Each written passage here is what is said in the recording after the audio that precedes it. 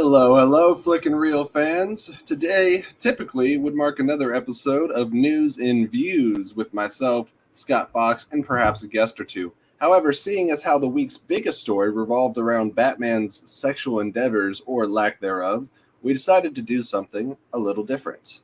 Often my favorite part of making these videos is actually the conversations we have before and after we hit that go live button. Often, the less structure, the more fun we have. So today, we are just going to let loose, answer some questions, and maybe partake in some trivia. You may be asking, who's we? Well, I've got a lineup of some of my favorite people to talk with, so let's get everyone introduced. First off, hi, it's me. I enjoy talking with myself sometimes, but that's neither here nor there. I want to bring on my Saturday co-host who joins me every week to talk about movie news, and that is my good friend, Mr. Scott Fox. How are we doing today, Good morning. Scott? Fantastic. I'm glad to do something a little bit different since there's not a whole lot of news. So we get to talk about randoms. I could have scraped the bottom of the barrel, but I was like, this isn't fun. This didn't look fun. The lineup did not look like a good time.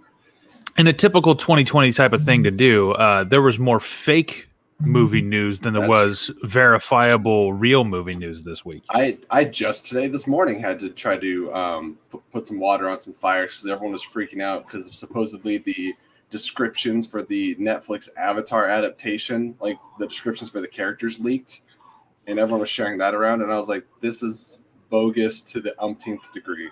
So was it from I Got This Covered? Just about. It was the website was Vulcan News. And I was like, get out of here. Simmer down. All right. And somebody who's been on the show once or twice, but we're trying to rectify that and get him on here a little more often. If you're going to talk trivia, if you're going to talk movie news, you got to have Geoff Alterman. How's it going, buddy? Hey, doing great. By the way, I haven't heard of this Avatar news thing you're talking about, but regardless of the source, give it a little more credence. The creators of the show, of the animated show, were supposed to be the ones running the live action show, and they left because Netflix was fucking around with it behind the scenes and changing stuff. So if stuff sounds bad, it could actually be real. Oh, I'm not saying it in a defensive way. Like, oh, this is awful. There's no way this could be real. And I haven't even seen the source. I was just looking at the website, and when I was reading it, like what the way things were written and stuff, it just all sounded complete bogus. I don't put it past Netflix to make a show this bad. I believe that they could do that, but I'm just saying anyone can make something bad. I mean, you're making a bad product right now. I do every week, and it's one of my favorite parts of it. It's a very Warner Brothers type of move to come in and ruin something so bad that the franchise or the creative powers that invented it walk away from it. If you created something and then the studio screws with it so bad, you're like, you know what? I'm going to go ahead and just not want my name attached to this anymore. You know you're doing something right. All right, we gotta introduce one more person before we pop the overlays on here and block everyone's Twitter tags, because that's just the way things work. But anyways, it is the one, the only Chris Anthony Lopez, who I am just now realizing is referred to as Cal sometimes. Mm-hmm. Matt Thomas brought that up, and I was like, who the hell are you talking about? Until I spelled it out in my head, and I was like, oh, Cal likes Scooby-Doo. Great, fantastic. We should talk about it sometime. Uh-huh. Yeah, it's Cal. Only one person in my life calls me Cal, and it's way easier than typing out Chris Anthony Lopez every single time, or just Chris. JFTB. JFTB. Yeah, like that. I think I'm gonna call you Cal-El with a C. Yeah, I'll take it. Hell yeah, it's cool as hell. But I'm happy to be here. I have to call out Mr. Wingblade in the chat here because he says, irregardless, and I'm going to stop you right there. I found it. It's not a word. It's not a word. It's not a word. It's not a word. Irregardless? You're a father. You are educating your children. We're going full grammar police. Yeah. Right from the beginning here. How dare you? Irregardless. In Sean's defense, I said irregardless probably until the age of 24, 25. Lord, someone's Jesse. Like, instead of trying to be like a super dick about it, they're like, can you tell me the difference between the word regardless and irregardless? And I was like, well, irregardless of that. One of them exists, I guess. One does exist, yes. Well, technically they both exist. Webster's recognizes both, even though one is improper English. But it's been so used, it's been adopted by the Doesn't common Webster's vernacular. also Webster's accept ain't at this point? I think Webster's allows anything in nowadays. If you can, Pretty sure if Webster when says you goat from Simpsons in there. Can you say that again, Jeff? The dope. I don't. It's D Oh, apostrophe D-O-H? D-O-H. Oh my You gosh. You Yeah. said the dope. No. Well, you can't say dough because then it sounds like you're saying dough. You gotta say it like Homer Simpson, dude. Oh. Like, I don't. Yeah, I gotta do like that. All right. I gotta explain the show. We got 6 people watching right now. So if you guys don't know, I said we're doing something a little different. I have a few talking points here in my notes, but I would love to chat with our viewers. And if you have a story that you want to share, aside from like asking questions and stuff, or you have a question for us, or you just want to support the channel in general, we do have a Streamlabs link, which I'm going to pull up right here. And we're just asking that if you want to ask us a specific question, just donate $5 in that StreamYard, and then we'll read them out loud. We actually already do have 1 or 2 in there, so we will start out with those before we get too far along. I do want to go through the comments really quick. We can save it for a little bit, Jeff, but at some point in the show, we are going to have to answer the question, why are you the way that you are? We don't have enough time to answer that question. We just need to peek behind the curtain. Unfortunately, I don't have like a full answer, so I have to come up with something potentially. Maybe we'll see. Just give us parts. Like for every donation, give us like a sentence that might explain why you are the way that you are. I can do that. And I hope that by the end of the show, we don't have a proper conclusion about why Jeff is the way he is. I hope it just gets more confusing. Jeff, how old are you? Ballpark. 28. So there's 28 years worth of stuff we have to unpack to figure out why Jeff is the way Jeff is. Yeah, just can give do me a it. second. I'm gonna start writing little notes down. Welcome to therapy. Yes, like I'm With pretty Ask sure Us like Anything. Jeff chats about this with his therapist, but this is therapy at the same time. Well, I mean, we watch all these Marvel shows about therapy. It's about time we bring some home. I'm saying 1,000%. All right, guys. I want to start off with we got a generous donation. I say generous because it's twice what she needed to. But Brandy donated to the channel and said, "I'll be mid-flight during the show, but pick 1 10-year period of film to be the only movies you can ever watch again. Have a great show. Thank you, Miss Brandy Parker." Now, here's Heard an of that interesting thing, question. and I don't know if she meant for it to be this way, but she did not say decade. No, she Ironically, didn't. I've seen her bring it up before online. Yeah. I've seen ask that. It's literally it could be from like 1994 to 2003 or something like that because it like that sort of thing. 86 to 95. That's because that was my childhood coming up. That's the window of time That's so when wild. I always reference back immediately to those movies. When I started paying attention to movies and when I was coming into my teens and I knew like you encompass the Terminator movies in there. You've got all of the Jurassic Park 1 in there. Indiana. You said, I think you said 86 to 95. You mean 85 to 95? 86 to 95. That would be 11 years, we'll just Jesse, say- but yeah, we're just going yeah, math. that's- Wait, what? Yeah, it's 11. You count yeah, 86. 86 is 1, and you can use your fingers. Never mind. That's being me. 86, 87, 88, That's 89, the 90, dad 91, coming out 92, in 93, Scott's 94, handle. 95. Oh, 86 to 95. Mm-hmm. All right, let's go 85 Anyways. to 95 to help Jesse. But Yeah, basically, I was you're gonna say that encompassing 'cause a you get really Back to the Future. You get like I think you get what? You get 1 Star Wars in there. no. But No, with there, you got some Indiana Jones. Mhm. You've Not got the the first Mortal Kombat. There's a lot of good stuff in that chunk. Plus, that was also when practical effects still reigned before CGI really started taking over stuff.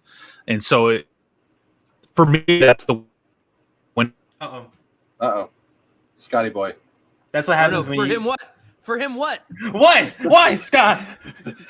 Great, Scott. Scott will be joining us again momentarily. We're just going to give him a chance to regather himself.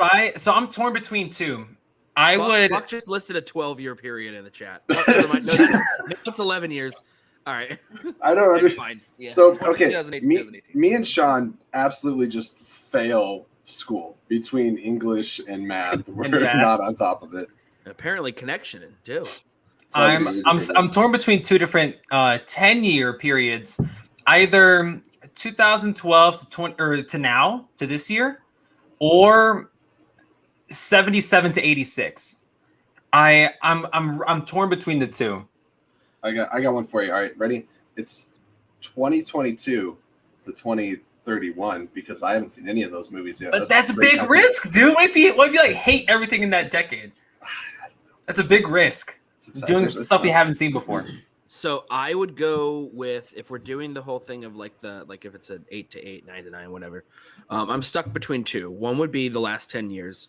Only because the amount of like the things that have developed in the last decade, along with the amount of just the amount of independent films that have grown, and the kind of film that has changed, and the way that genre has been redefined over the last decade, and how filmmaking can actually be achieved. That's a great one. But I would also choose 69. Nice. To 79, like that decade as well, because you have the entire like that whole sort of renaissance of all of these incredibly influential filmmakers coming up and creating the building blocks of what could be to come. And because there's so much stuff, you also get the entirety of Coppola's 70s reign in there. You get like the 1974's like double whammy of Blazing Saddles and Young Frankenstein for the comedy. You get the original Star Wars, which is good, even if it's not the best Star Wars out there. You get all sorts of great stuff. I just watched a 70s movie before coming on this episode here. Word. I really want to like pick my own thing, but I also feel like agreeing with Scott because just in 93 alone, you get Jurassic Park and a movie that may be referenced in our trivia later. that I wonder what it could be. Oh man, let's have the Jew guess. Is it? Wow.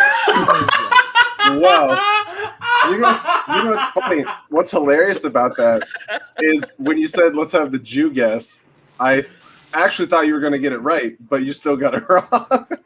Okay. Well, you said Jurassic Park 1993, so I thought you were going in the Spielberg 93 side, which would have been it is, I believe, unless I'm mistaken, a Jewish directed movie, but we'll get into it sometime later. Anyways, yeah, that's I'm Jewish directors were working in 1993. So, I mean, why I'm torn between like 2012 to now and what I say 77 to 86. Like, I get the Star Wars, I get the OG Star Wars trilogy in the earlier 10 years. And some of my favorite movies came out in 84 and 85. Not yet, Pat. Not yet. No, not yet. Because he does owe us like probably 2 sentences though, because Brandy donated $10. Word. And before we move on, we'll get to that. But like Back to the Future, like I get the first one. I get the Indiana Jones that I need for my life because Lord knows. Besides Last Crusade, which I'll cry about that later. I get the Footloose because Lord knows how much I love Footloose. Ghostbusters, Karate Kid. Like there's a lot of great flicks that came out in that short amount of time that influenced me.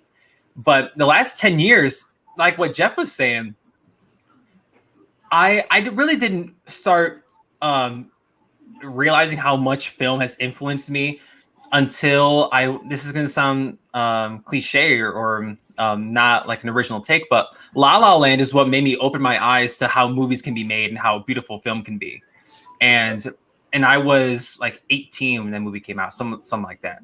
And I'm like, oh my God, this movie is incredible. And in recent years, I've been so moved by I get the A24 flicks that mean a lot to me, whether they're horror or not. And I'm such a wuss, but those movies are incredible. And like Spider-Verse, I get the MCU, like a lot of the good MCUs in this decade. Hairstyle based off that movie, like it's incredible. Right. That things influence your life. Yeah, Spider-Verse is like the best. It's in my, it might be like top 10 favorite movies of all time, and it's only 3 years old. It seems like the Academy would tend to agree with you on the quality of that film. Yeah, should have been Best Picture, but again, I digress. But no, the year that Green Book came out, and nothing's better than Green Book. Nothing is better than. I actually like Green Book. I may be the only black person that likes Green Book. So Blade and Aragorn in there, how can you lose?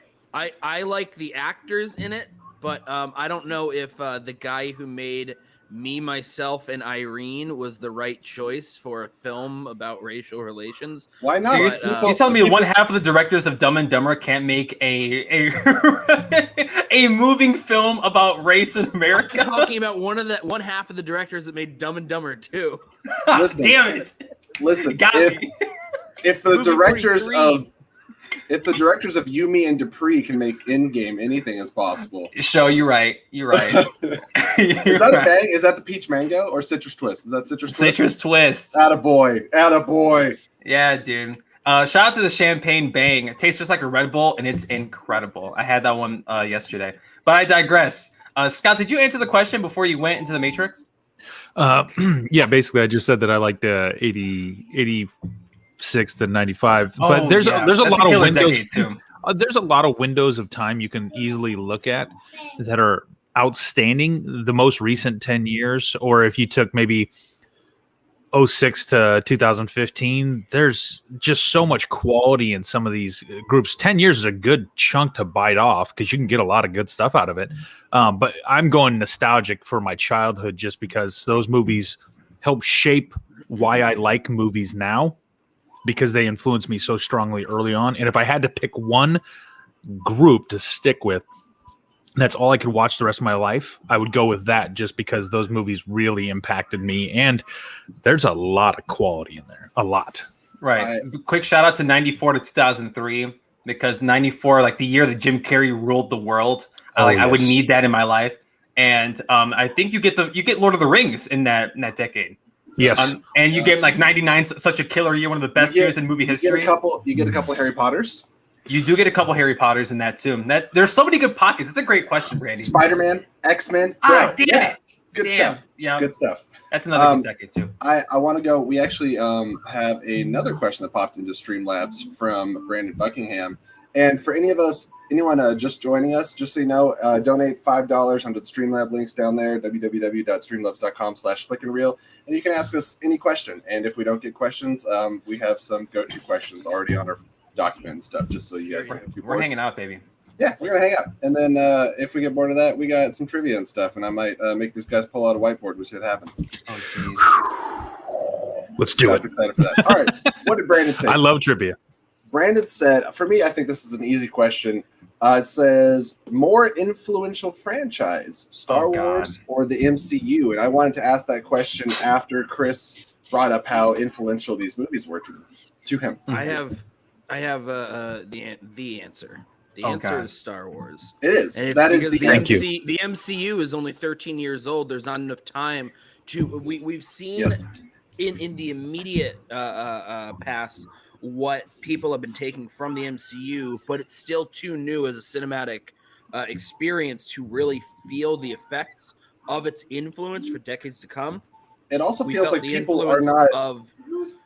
I don't feel like they're Star Wars for decades. They're learning from it or being influenced by it as much as trying to, like, various studios trying to carbon copy it, and then like the only clear thing that comes out is like, oh, franchise building. And that's the only thing that like Hollywood's working on from Marvel is like, how do we franchise out? How do we make shared universes and stuff? Yes. And Star Wars impacted and influenced Hollywood and studios and just movie going as a whole so much deeper than that over the span of many decades. Which means we should really give credit to like Kurosawa or whatever, that's Flash Gordon true. And all that shit. Or the original John Carter story. Yeah, like all that stuff. Yeah. So I mean, without Star Wars, there's no MCU the way that it is.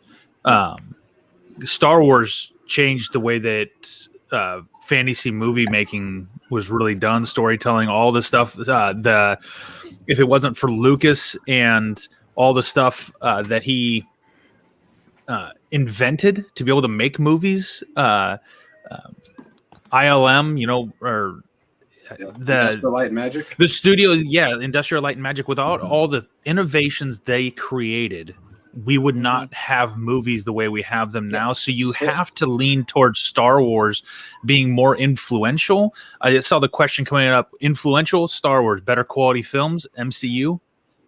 I would probably agree with Sean on that. I think if we're talking ratios and percentages, like if you just did like dividing, how many of the MCU are good to great movies versus how many of the Star Wars movies are good to great, maybe you could argue which one has your favorite between the two franchises, but if we're just talking which one has a better ratio, I think it's MCU. I think that's pretty No, well. it's definitely because Star Wars is like at best 50-50 anyway. So Yeah. And MCU hits much more often. I think even MCU if at some of the worst films are a would be little 70. more, I think that MCU is definitely. What do you do? MCU really is better quality over the whole scope of it. There are very few of the MCU movies that you would probably say this was garbage.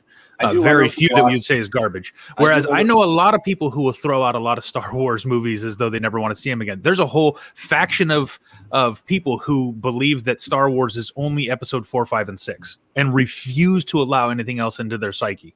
That's okay. Of the episodic films, or a fourth of the total Star Wars movies. That's what I'm saying with Pat there. Like being optimistic, Star Wars is 50% because like, look, you got the original trilogy, and then you have like episode 7 and you have episode 8. I'm a Last Jedi lover. That's 5 right there. Yes. It's okay. We need some of you guys to balance. Rogue One kind of slaps, but also like its characters are paper thin, but I'd lean more positive than negative on that. Mm-hmm. And Revenge of the Sith is also like just barely I like it more than dislike it. So but like it's not a good movie, so I would put it down. So let's say 6 there. So then that leaves from theatrically released Star Wars stuff. Then you have all 3 prequels, and then you have episode 9, and then you have Solo, and then you have Clone Wars. And is there any other film that I'm missing off the top Did you of say my head Rogue right now? One?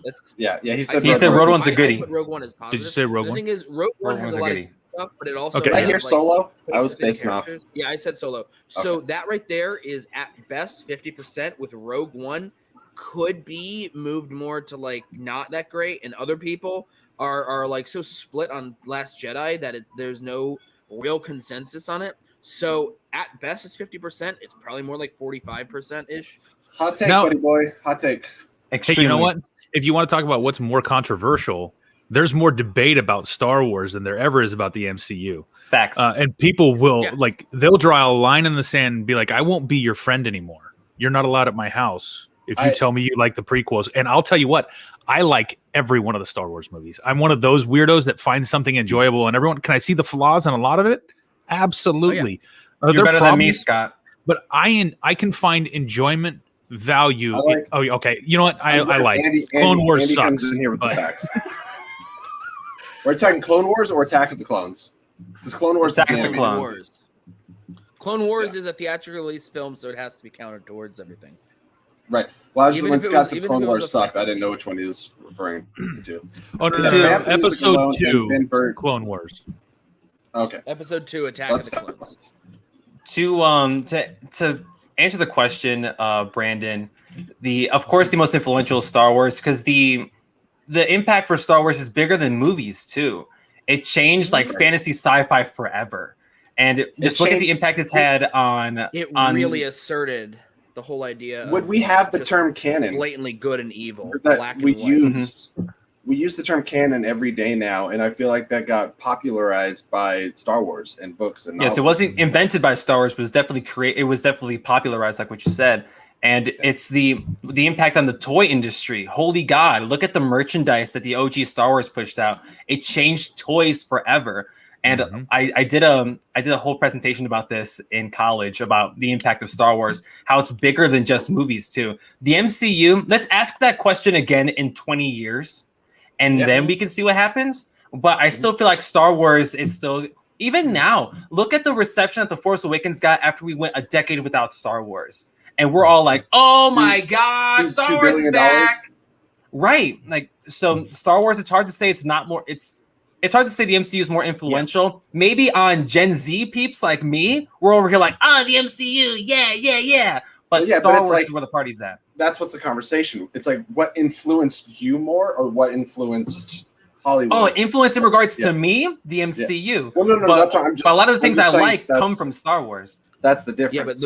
Yeah, but the difference is, of course, MCU. Like I said, it's only 13 years old, and we're seeing some effects of it on the industry at large and the rest of film. two of you guys don't know Andy McKillop. Andy McKillop is a personal friend of me and Scott's, and this man is decked out in some incredible Star Wars tattoos. He has a Star Wars house, or at least last time I saw anything from it. Absolutely incredible.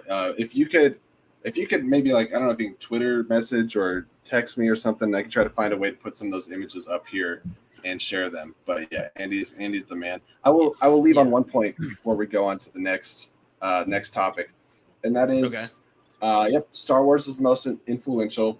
I think Marvel has the better movies, but I will say my least favorite of both franchises is in Marvel. Wow. Oh. And Chris, are we going to actually mention Iron Man 3 by name, or you just want to move past it? Jesse, if you implied Iron Man 3 being worse than any of the Star Wars prequels, you are crazy as hell. I'm not implying it. I will say it. You'd be fucking crazy. First of all, Iron Man 3 is good, actually. It is. Second of all, you look at Iron Man 3 and you're like, this is objectively worse than Rise of Skywalker or Attack of the Clones. Get the fuck out of here. What are you doing? Jesse, come on, man. I hope it's not Iron Man 3. I hope Scott just put that in my brain just to get a reaction out of me. Pat, look, you can dislike something, cool, that's fine. I agree with him. It is leagues above the worst 3 Star Wars films. And of course, his worst 3, I don't know if that's the same worst 3 as me, but I still agree. Is Collins War when Dan Merle and Adam Collins fought for the belt? Is that what that is? That match is great.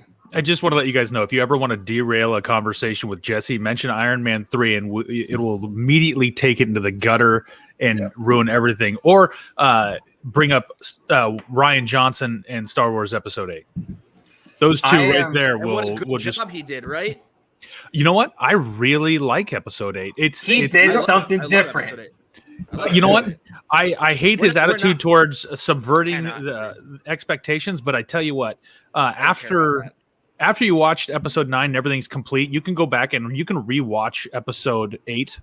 It's got much more rewatchability than some of the other movies. Of course, you could have stopped after you could rewatch Episode 8. Period. Yeah, because you can barely rewatch 9. Barely. Yeah, you could barely because 9.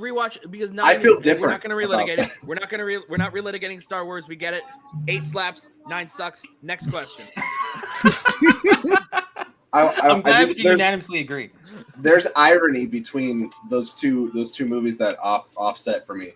So I don't like 8. People are allowed to like 8, and that's fine. Same with Iron Man 3. I don't critique people for liking it. It's just my I don't love the Dark Knight trilogy. That's my personal taste. Sheesh. Woo, Jesse coming in hot. That's a hot take. I mean, Dark Knight is much more flawed than people think, but yeah. But so Rian Johnson, I don't like what he did with Star Wars, but then he went on and made Knives Out, which I have a giant Knives Out poster like right over there. I love that movie. So I'm like, oh, cool. I like Rian Johnson. And then I also liked Looper. Shane Black made Iron Man 3. I hated it. But then he made Nice Guys, and I was like, this is the best. So, like, I'm fully okay with directors making, like, a film that I don't like how it was crafted and then going on to make something else. But then Shane Black also made Predator, or The Predator, and so he's on my shit list again. Anyways. That was studio bullshit. That was all studio bullshit. I mean, he didn't do a great but he didn't do a great job necessarily, but also like the studio totally fucked that up. Pat's right there. Yeah, the Dark Knight trilogy. It's not a great Batman trilogy, but it is a good movie trilogy. Although I just flat out am not a fan of Dark Knight Rises. I haven't tried to rewatch it since I saw a late night screening of it in theaters because it is like a 3-hour like misery slog. So I mean, like I'd probably rewatch Requiem of a Dream over Dark Knight Rises again in terms of like movies that make you feel terrible.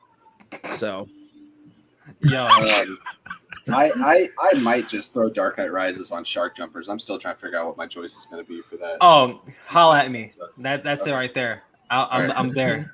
Just shine the Chris signal. Because I don't like the franchise, but I respect how it was crafted, and I enjoy what they tried to do for a vision. But the third one, I was like, no, I hate it. All right, picks tested. Okay, well, I'll give you guys something to talk about, and then I'll try to get some of these pictures up here. We'll move on to the first topic that we have written up here, and it actually it comes from Jeff, and it was, what's everyone been watching recently? And we'll just go, TV shows, movies, and stuff like that. And let's just work our way left to right from the top, and we'll drop down to Chris, and then I'm going to try to get some pictures up here. Left Scott? to right from the top. Scott, I think it starts with you. Pastor Dad. What was the question? Sorry. Sorry. What was the question? One more time, Jesse. And Scott's never allowed back. No, what have you been watching recently?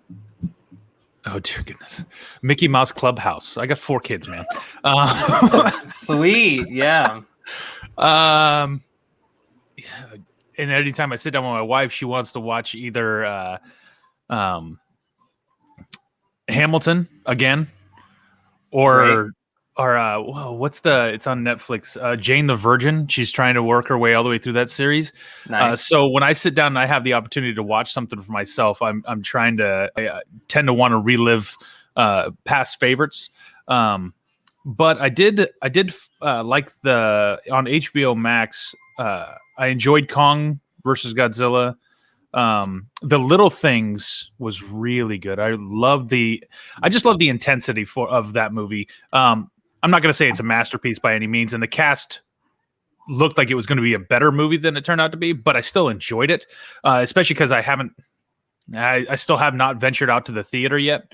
Raya and the Last Dragon was really good. I get swarmed by kids movies, and I really got to watch it. Luca just popped up on Disney Plus, and without Premiere Pass, thank the Lord. And so I gonna watch that with the kids. But I'm swarmed by kids stuff constantly. But good question for you. For stuff like Premiere Pass. You'd have to drop $30, but like for some of these movies, they're the kind that you would have like brought your kids all to go see in the theater, possibly. So like, is that $30 like for you? Like for someone who's like going to watch something alone at home, the $30 might not be worth it. But like for you, is that worth it to do the $30? Not really, because here's the other thing. Like I was going to buy Raya and the Last Dragon, and then it said, available with Premiere Pass or full to Disney Plus by June 4th. And so I was like, okay, so I can wait 45 days more and see it for the same $6.99. I'm like, it's not that critical. And so, but yeah, to take a whole family to the movie theater is a punch in the pocket.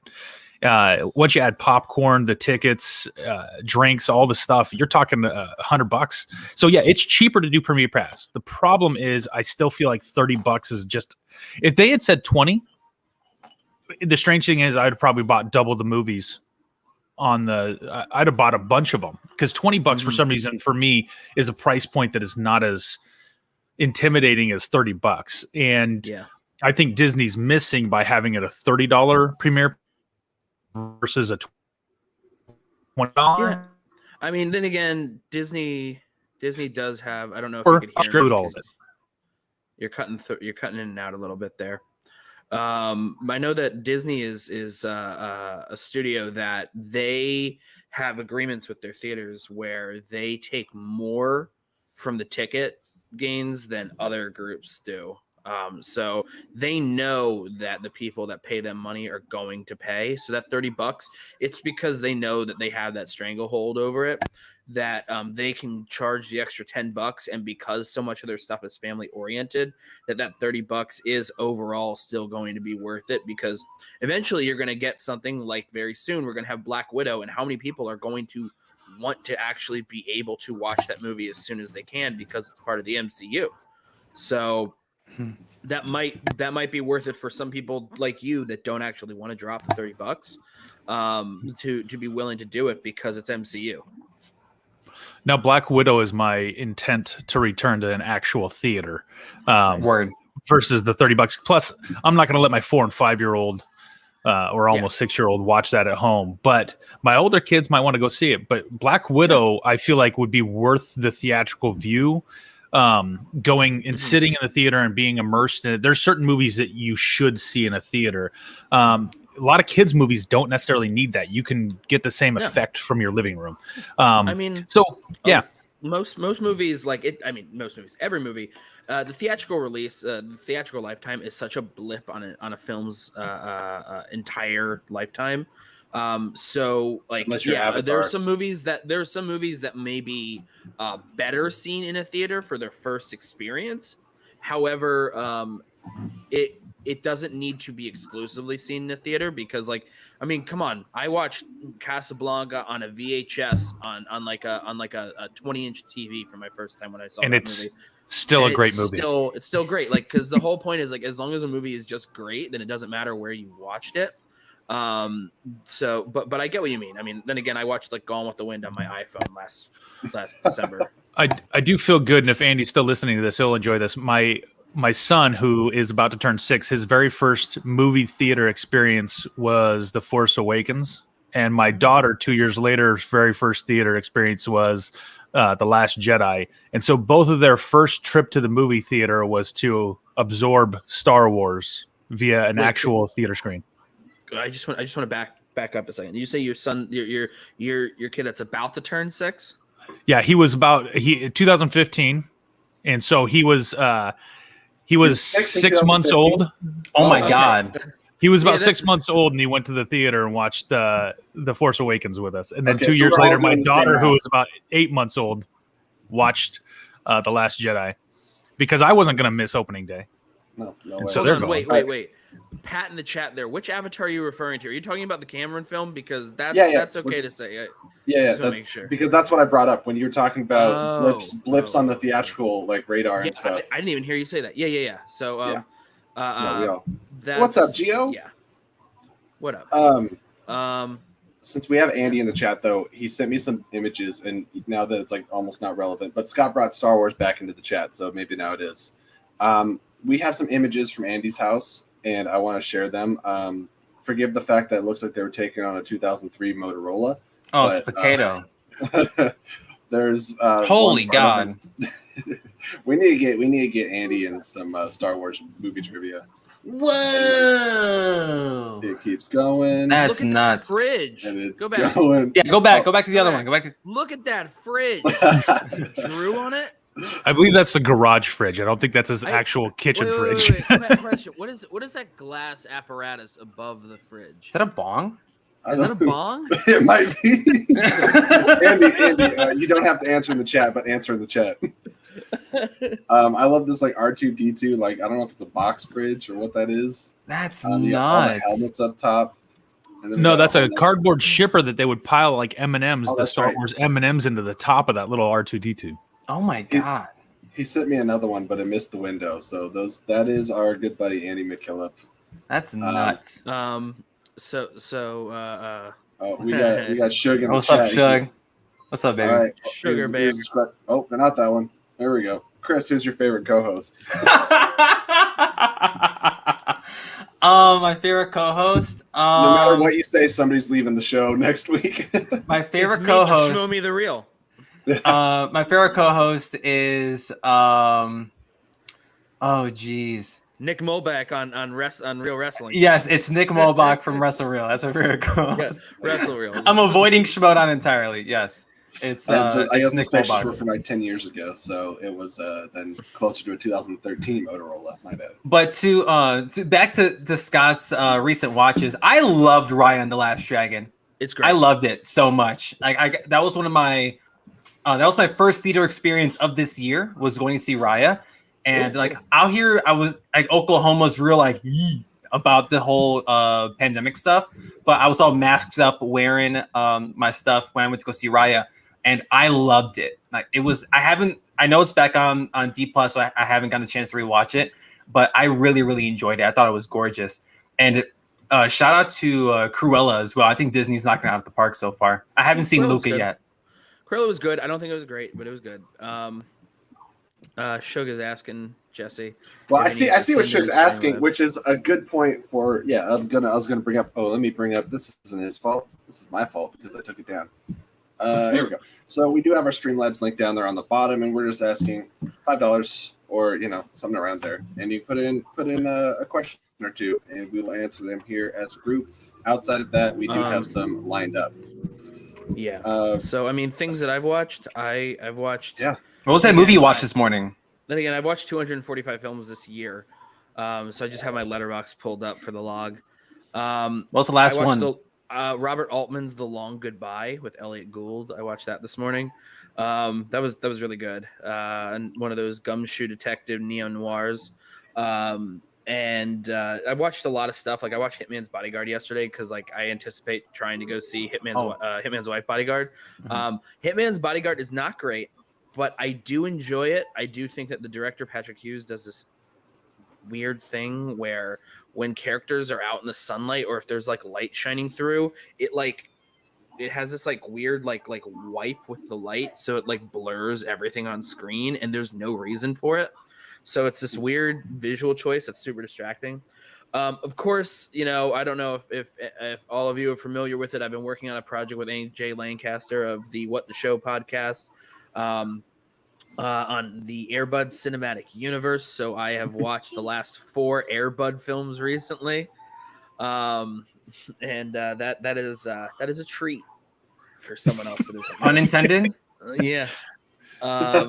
It's a real Scooby snack, if I do say so. I've also been just coincidentally because of Shark Jumpers. I had watched all of the Pirates films back to back because I had never seen the 4th or 5th one, so I had to go through those. And as a result, I'm just going through the rest of the swashbuckling section of IG. So I watched Lone Ranger for the first time, which I liked more than I expected. Like the last 40 minutes of that movie. Fichtner. You have to like at least some of it. Yeah. The last 40 odd minutes of Lone Ranger is basically like if Buster Keaton was given $200 million to make The General, which is like insane. What else is there? One of the best movies of the year. It's called The Killing of Two Lovers with Clayne Crawford. He's the guy who played Riggs on the Lethal Weapon TV show and then got fired because he's fucking insane. But that was a really good one. TV shows, you know, we got the Marvel shows like Pat there, this tiny little series called Loki. You know, I've heard it's pretty good, and so far what I've seen, it's good. Dave premiered this past week. So, Dicky, yeah. Bill Dickey, that's back on. It's great. Tuca and Birdie came back after a long absence after it got canceled on Netflix, and now it's on Adult Swim. That show is great. I watch a lot of things. I'm planning on watching Luca soon once we can get to that. And yeah, I mean, shout out to my Letterboxd. It's the same as username as this. If you want to track to see what I've been watching, I log everything. And yes, Sean, I do have a job, and you know what? I do it okay. And that's all you can do. Shug, we'll answer your Streamlabs here in a second. We'll run through what we've been watching. Mine's gonna be really easy. Because I am a Schmodown competitor and because I am in IG, I haven't watched a movie in 2 weeks.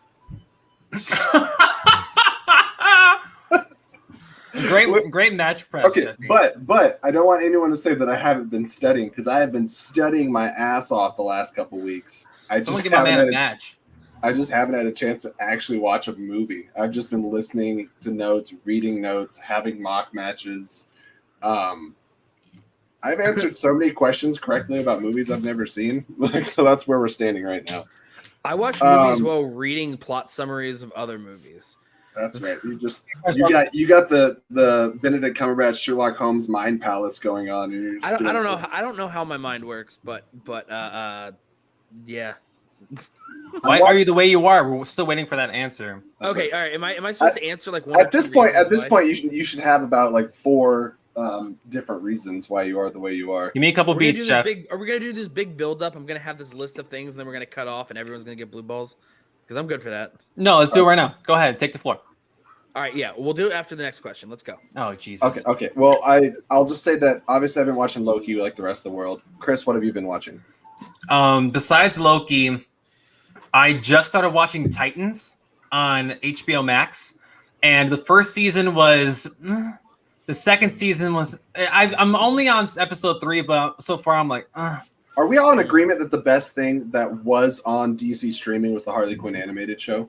Yes. And then 100%. Swamp Thing right there next to it. So damn, am I the one that really liked Doom Patrol? No, so I was. It's on there. It's on the list. So I watched the entire first season of Titans, not because I wanted to watch Titans. I felt like it would be a because I had to get to the episode that would then spin off Doom Patrol. Mm-hmm. So I watched the whole first season as a result. That show was fucking bad, Titans. And then Scott, have you watched any of Titans? First half. Yeah. I watched the first half of Doom Patrol, and I liked it, but then I was like, I don't know. I just kind of fell off, and I never felt like passionate enough to keep going. But like what I saw, I liked. I just couldn't keep going with it. Harley Quinn, on the other hand, is great. This guy right here. Unfortunately, Homeboy. we also know that Harley Quinn has a Batman that is very much so like DJ Khaled, and Bro, he's I said we're not talking about that kind of guy. I said we're not talking about that today. Not by choice. He's much more of a dine-in kind of guy than going and eating out. Anyways, I don't. Oh my god. The one thing I'll say about that is,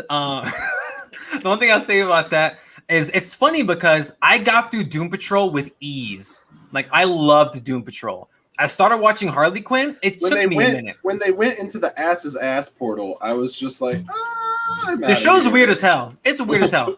But at the same time, Harley Quinn, I got through a few episodes. I'm like, I didn't hate it, but I'm like, yo, like it started off real slow for me. And at the same time, that Batman, like just something up about him. Like I don't know what his deal is. Let's back up a moment. Has anyone seen Zack Snyder's tweet saying that it's canon? What's canon? Zack Snyder's just he's trolling. No. Yeah, he's absolutely trolling. Goodbye, Jesse. Bye, Jesse. This is your show now, Scott. Do whatever you want. The worst thing is that if he suddenly left or lost connection, none of us Scott, would you be able to click the button to end the broadcast if something were to go wrong? No, we just go forever. you guys. Yeah. We're on permanent podcast. There's no stopping this freight train. I don't want to talk about Zack Snyder and his sexual canon for Batman. Can we please let's move on to the next question. But no, I've been watching Titans, and I watched Back to the Future again recently for my podcast. It was a buddy of mine's favorite movie, so I revisited the first Back to the Future last weekend, and damn it, it's perfect. It's a perfect movie. Yeah,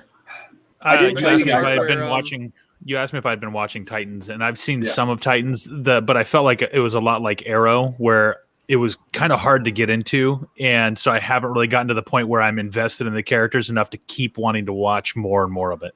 Also, maybe it'll get there. I'm going to keep trying. I blame Dark Knight for this because Dark Knight mixed with Warner Brothers is after the success of Dark Knight, they're like, all right, if it's DC, dark and gritty, and I'm like, not everything, guys. Stop it. Stop. Titans does not need to be gritty. Arrow does not need to be gritty. I'm surprised that Flash wasn't, to be honest. But it's CWE as hell. Oh, yeah. Well, that's the trade-off. Have you seen one person in any of those shows that looks mildly unattractive? No, the answer is no. Anyways, yeah, it does.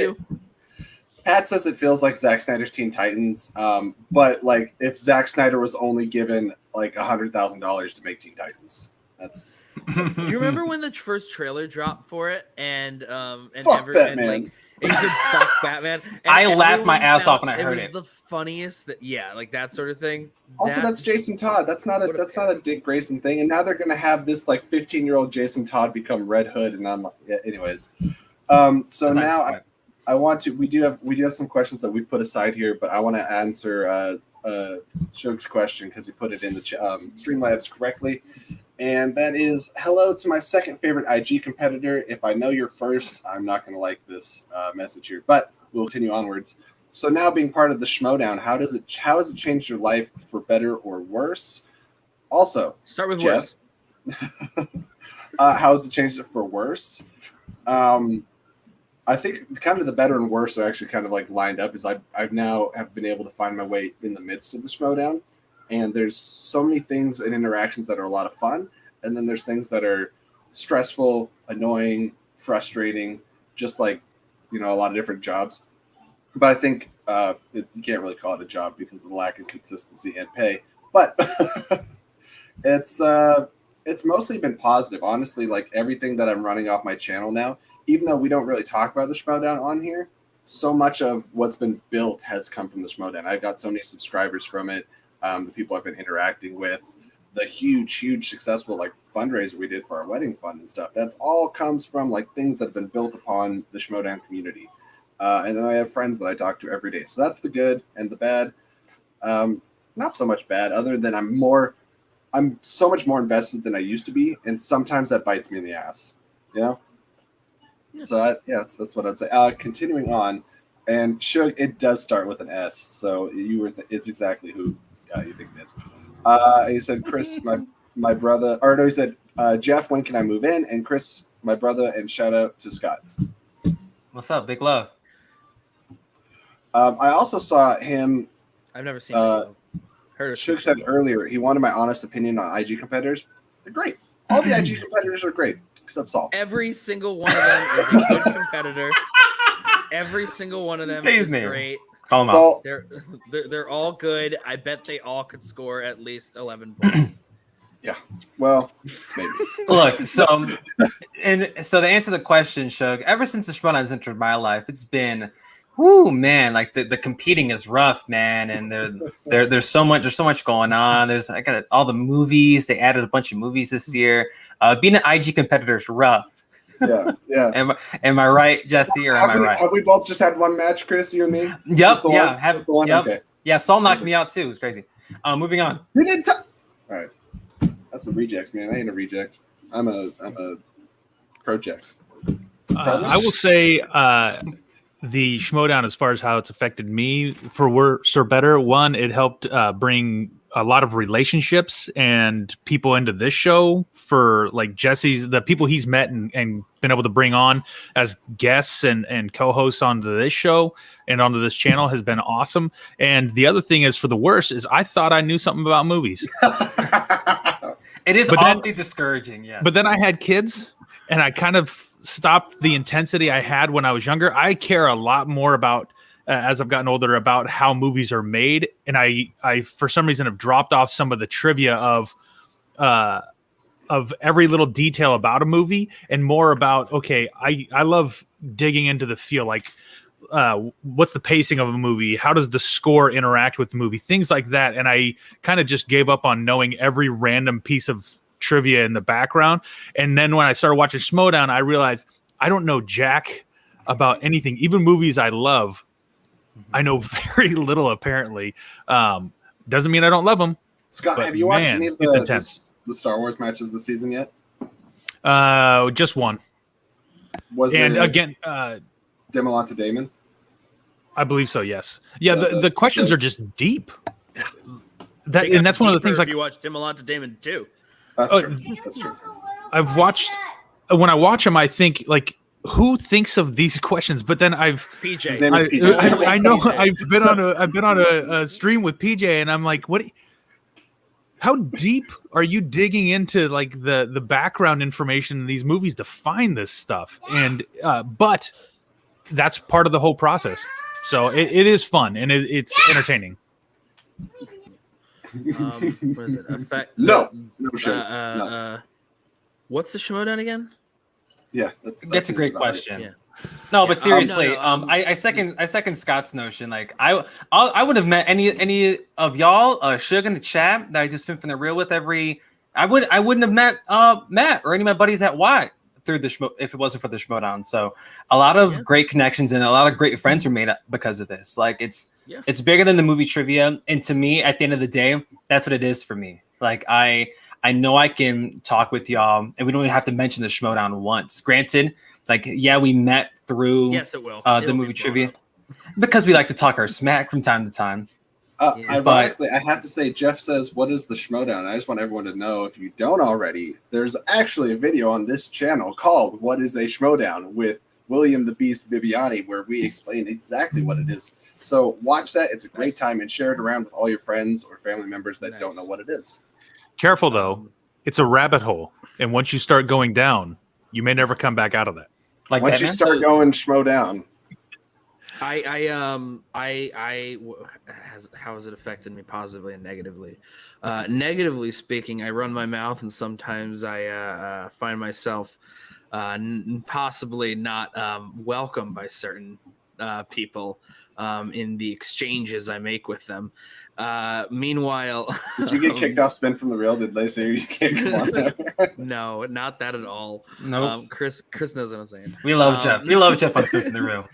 But on the other hand, I get to do this, and people get to be like, why do you have these at arm's length? And I'll just be like, why not?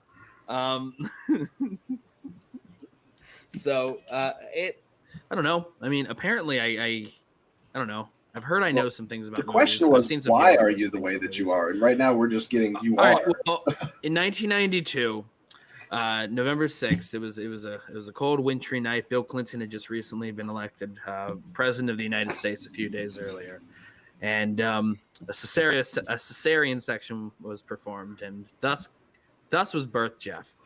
And then years later, Never go against a cesarean when death is on the line. Jesus, man. Oh my. What are we talking about? You were saying, Geoff? Please continue. That's not good. I watched a movie yesterday where someone had a cesarean and still died. It's called Fatherhood with Kevin Hart. It's on Netflix. It's actually not that bad. Just a reminder, guys, if you want to ask more questions, streamlabs.com/thickandreal. $5. Why am I the way I am? Keep going, Geoff. Both my parents are lawyers. So I grew up in a house of learned lawyers. And so that affected the way that I read into things.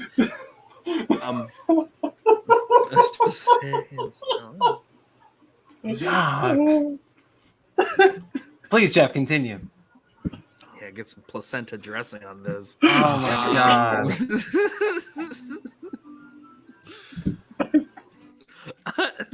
Scott's watching Mickey Mouse Clubhouse. I'd rather do that. Yeah. Please, Geoff. I don't know where we are anymore. Yeah, that's actually You are being exactly birthed. You were being birthed by some format. Yes. Right after Bill Clinton was elected, not installed as president, but elected.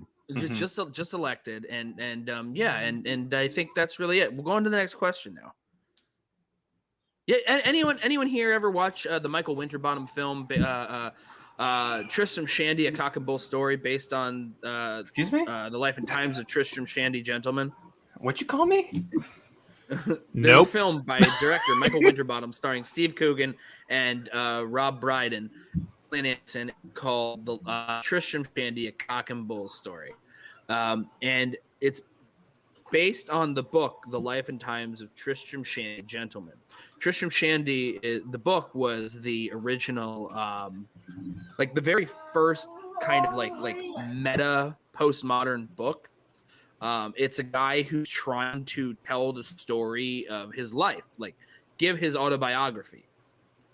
The problem is that he keeps being distracted with all these asides and answering other comments that come into his mind. So that way, by the end of the book, he has only gotten to the point in which he was born. And right now, we're at the part where I've been born. So I think that we can move on. Yes. That was a really, really deep explanation of where we got to how you got to born. The movie, of course, is about the people who tried to adapt that movie or try to adapt that book into a movie, but then they keep fucking up and they can't get past the scene in which they have to film his birth. I think what everyone's wondering is who's going to play you in your biopic. Let's on. Next question. Okay. that's that one. Is that the next question? No. I have to. I'm going to. There's one question. For the most part, guys, you donate to Streamlabs if you want to get a question answered. But this one I will take. It is from Garth McMurray. Because he was late and probably didn't know what was going on. He says, I don't know if anyone has asked this yet. Will Jesse invite any or all of these guys to his wedding? If I did not have a person restraint, everyone would be invited. I would just send like a big address out to like all of Schmoedown pretty much except for Saul. And Mr. Scott here on my left side, according to the screen, but right, however that works, he's actually going to be my officiant. Because that makes sense because his name is Pastor. That's right. Sweet. That's so cool. For our wedding, he will be my pastor daddy, and we're looking forward to that. Pastor daddy. Moving on. Look at Shug there. Only person that can ever play me is a dead man. Very cool. All right, guys. This question comes from Scott. And he says, due to the remake craze, what is one movie from your childhood that you want remade, and one movie from your childhood you wish that they would have left alone? I'm gonna start just because I'm really basic. I'm gonna go with like the entirety of the world, which is Atlantis, The Lost Empire, and Treasure Planet. Let's get those done. Not that they need improvement, but I think they would make really exciting live-action adaptations that could actually be expanded upon. Give me longer movies. Add 30 minutes of like going into the lore for both of those. That would be a lot of fun. And then for things that they should not have touched, not exactly a reboot, a little bit of a cheat here, but leave Jurassic Park alone. That's my thoughts. Who wants to take it next? I got one that I wish they didn't do. I know Disney is all about remaking their classics because like that's great, and I thought they were doing a decent job at it. Like decent, they're not all hits, but you know, I second Lauren's statement. They should have left The Lion King alone. I vividly remember going to the theater and I'm like, yay, Lion King, Donald Glover, first bill, let's go! And he's in the movie for 5 minutes. And the movie, yes, was it visually stunning? It was cool to look at because like they made the lions look real. They made everything look real. But the second that yes, Jesse, in the chat, going to grab some water. But I wish they left The Lion King alone. I really wish they did. I was so distraught after my first time seeing it. I went to go see it again just so I can try to convince myself to like it, and I couldn't even do that. Like I was so upset by that movie. Incredibly that upset. Lion King, it's not even a live action. They're trying to say live action because there's like a picture. There's like more still that's more legit. live action. There's more live action in the Lego movie than there is in Lion King. And I mean, you know, I've always wanted to hear the song "Can You Feel the Love Tonight" in the daylight. Of course, I think that works. Really. The problem with the film is that there's all this kind of like this violence and like drama and stuff between animals, right? And the fact is they're cartoons, and like you believe them to be cartoons. Watching it happen amongst real animals doesn't work, and also those animals, they can't emote. It works because they emote in the other version. So I've seen people who like were able to like do like like still frames of like adding in how they would have looked if they took the faces and kind of transposed them. Garth McMurray, I don't know, just take your laptop, throw it out the window. I don't want to fucking hear that. And that was before he was even an Oscar nominee. That's like 5 years prior. Accepted. Came out in 2006. And they should have definitely left Beauty and the Beast alone. Jesus Christ. I called it when they casted I kind of like that movie. I like Beauty and the Beast as well, but yeah, like it's not the best one, but I really dig it. It's not. It's certainly not the worst. It's certainly not the worst one. But in regards to things I want them to do, or was it I want them to remake? Was that the first half of the question? Maddie is wrong. Mowgli is boring, and also like somehow the motion capture was weird. I think in that movie, that was the one that Warner Brothers like sold it off to Netflix, and like I watched it, and it wasn't good. And I can't actually like recall much about it because there's nothing other than motion capture weird. But the Jungle Book version from Jon Favreau was great. I like that. It's really good, yeah. I can't think of anything I want them to remake. So Disney has now, this might be a really hot take, Disney has now made 2 adaptations or remakes that I prefer to the originals. Which ones? It would be the Jungle Book, because the original Jungle Book did nothing for me. I I watched it several times as a child. It's episodic little pieces that are just kind of like thrown together. It's not like a real. The other one for me is Cinderella. Cinderella's great. Kenneth Branagh, Cinderella. Still have to watch Cinderella. I haven't seen Cinderella. I haven't seen it either. I haven't seen Pete's Dragon. Oh, that's no. I haven't. I only watched a little bit of that. Everybody has told me it's better, so everything I've heard is great. And David Lowery is like a great director. Can't wait for Green Knight next month. That I want to see in a theater. Those are like the 2 I think left. Anyone watch Dumbo? because that is a weird movie. Nope. That is a I dodged the hell out of that bizarre movie. The first, like, this Tim Burton version of Dumbo, which by the way, it looks awful. It has this terrible, like, weird, like Tim Burton digital, like CGI, everything looks fake type of look thing to it. The first like 40 minutes of this live action Dumbo is Dumbo. And then the rest of it is a sequel to Dumbo. That there's like an original sequel that they added. This to is it. possibly the scariest thing I've ever heard of. No, never. Wild is definitely problem the word to use. That Dumbo movie is like a whole takedown of like capitalism and like it's like trying to openly mock Disney, but all of it rings so false because it's made and marketed and merchandised by Disney. Like it's one of those things that's like, ha ha ha, we agree with you too about us, but not really. It's really weird. And then of course Mulan. When I was watching it, I was convincing myself that I liked it, but by the end of it, I'm like, they created a weird chosen one narrative in there with chi or whatever bullshit, and they didn't even. I was like, still looking do forward the to it fight until people scenes told me like, that.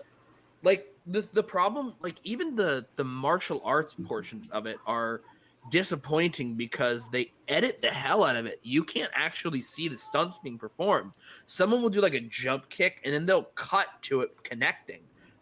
You don't actually get to see a stunt follow through all the way.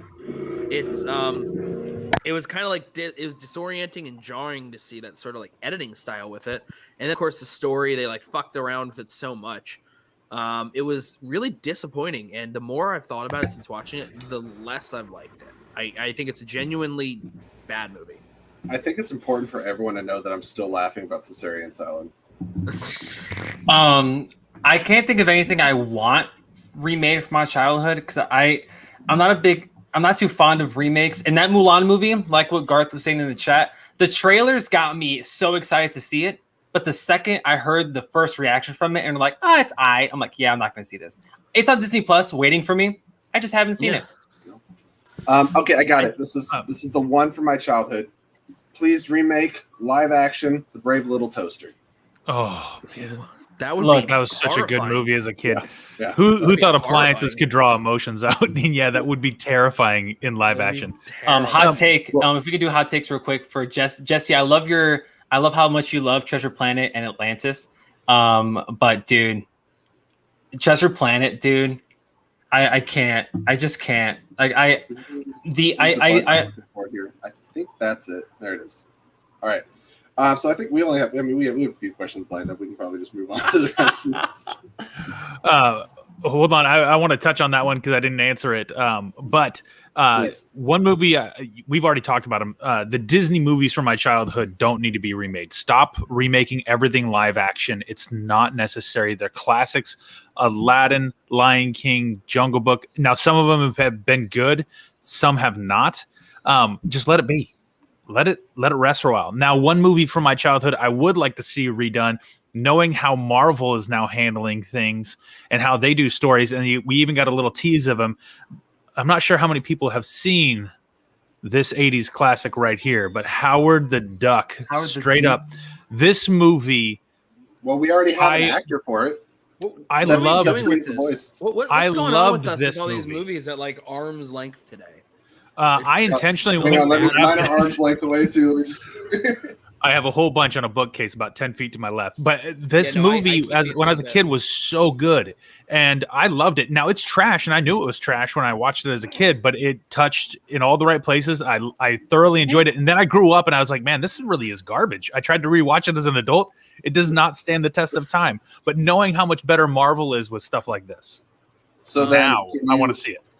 If I give you the link to my study cards, my digital study cards, you can hook me up with a set of like 20 Howard the Duck questions, so I can study those instead of watching it. They will not be on PJ level questions, but I could give you some questions about this movie because it is. I'll let you even borrow it. I see someone saying love Space Jam as a child. Space Jam is fucking awful. It is a bad movie. It is a bad movie that is just like so like when I said that Molten like Disney takes. stuff like Dumbo, it's not Molten. If you've seen most opinions on it, I like it's okay. We can like bad things. I love like Quiet cats. Little I Chris. like I cats. like Space Jam. But this falls to that when you're a kid and you see a movie and you like Yeah. it, you Yeah, implant that I in your liked brain it. as I though liked this it as a is kid. as I though liked this it is as a good. kid. You can't You know, rewatch it. I rewatched want- Space Jam with my kids. They loved it, and I was watching and going, "What is wrong with this?" Other than Bill Murray, the thing's trash. In terms of these live action animated hybrids of Looney Tunes, Space Jam is ass. Back in Action, great. Oh my god! If we're comparing it to Back in Action, then it's not even a comparison. Back in Action rules. Back in Action rules. Back in Action rules from the guy who made Gremlins. I mean, come on, Joe Dante. That great choice. That movie's great. Top 20 favorite movies of all time. I've Yeah, seen that no, movie that way is- too many that times. That is such a funny thing. Like I don't even like the movie. But yeah, Pat there. Like, you mean Michael Jordan doesn't live in a small house in the suburbs with no one outside his house? Yeah. Of course. When I was a kid, like even now, like that didn't click with me. It's like he would never live in a house that small. Also, the NBA wouldn't shut down the entire league for an entire year because 5 guys got sick. Okay. They damn near did it this time around. They did. All it took was Rudy Gobert touching some I mics. mean, and they that's all definitely it took. did this. They just did that. All right, well played. We're Well played. like 5 questions in and an hour in. I love it. So we're gonna move on to the next question. Just a reminder, guys, if you want to interrupt us with questions of your own, it's that link down there. I never shared what I wanted to have as a remake, but we can move on for the sake of time. I'm sorry. Okay, let us know. I can't keep track. There's 4 people. I'm used to 2. Go ahead. I don't actually have an Jeff. answer, so we can keep going. Oh, okay. I Perfect. just That works found out out great. that I wasn't asked. Well, if you don't have an answer for that, you have to give us one more reason why you are the way that you are. Go ahead, Jeff. Good question. Well, my mother was cold to me. Anyways, let's keep going. Okay. Sheesh. Yeah, and I'm gonna tell everyone right now. If anyone just donates $15 or more right now, we'll skip the rest of the questions and go straight into trivia. That's how that's gonna work. Oh. All right. So, question Ooh. 3 that we have on our list, and this one's from me. We're just going around the table here. What Phase 4 Marvel film / series are you most looking forward to, and what are you least looking forward to? Now, we all run like after shows and stuff like that. We talk about these things, so we don't need to go and do a deep dive. I'm just curious what people's thoughts are. Give a couple reasons. Is it let's start what with we're Scott. looking forward to? What we're looking forward to? It's what are you most and least looking forward to for Phase 4? So- I want to start with So Scott. just to remove, I just want to make sure beforehand while you're thinking about it, we remove Loki from the equation because it's already currently airing, even though it hasn't ended. Right? Yeah, I'm going to say yes. Yeah. Okay. You That's could say, I don't know. Do you think season 2 will be in Phase 4? I'd implies say it's just season remove 2. Loki from it because this is part of Phase 4 right now. So Yeah. that's all. All right. Scott? Okay, Eternals is what I'm looking forward to the most. And if I'm saying least, I'll be honest, it's going to be Black Widow, mostly because I know how that story ends. I just want to find out how this fills in the gap for maybe the future characters coming through. But Eternals is definitely number 1 right now that I'm looking forward to. Shang-Chi, yeah, I see that's way up there too. The teasers and everything for that look fantastic. So yeah, I would go with most excited for Eternals and least excited for is probably Black Widow. Chris, do you know? Damn it. Still thinking? Is it cheating if I say I'm least excited for What If? Is that cheating? No, because I said I mean- series or movie. Yeah, I'm. It's crazy how I'm not anticipating that series at all. It's I gonna think be it'll cool. Fun, but yeah, I mean, to It won't be your canonical. point, I forgot it existed. Right. I keep forgetting. I keep forgetting and getting reminded and then Well- forgetting again. There's a lot of goodies. There's a lot of good stuff to look forward to. And yeah, I'm looking forward to Black Widow, although we know how that story ends. But I want to see how they do a Natasha movie 10 years too late. But I still want to see that nonetheless.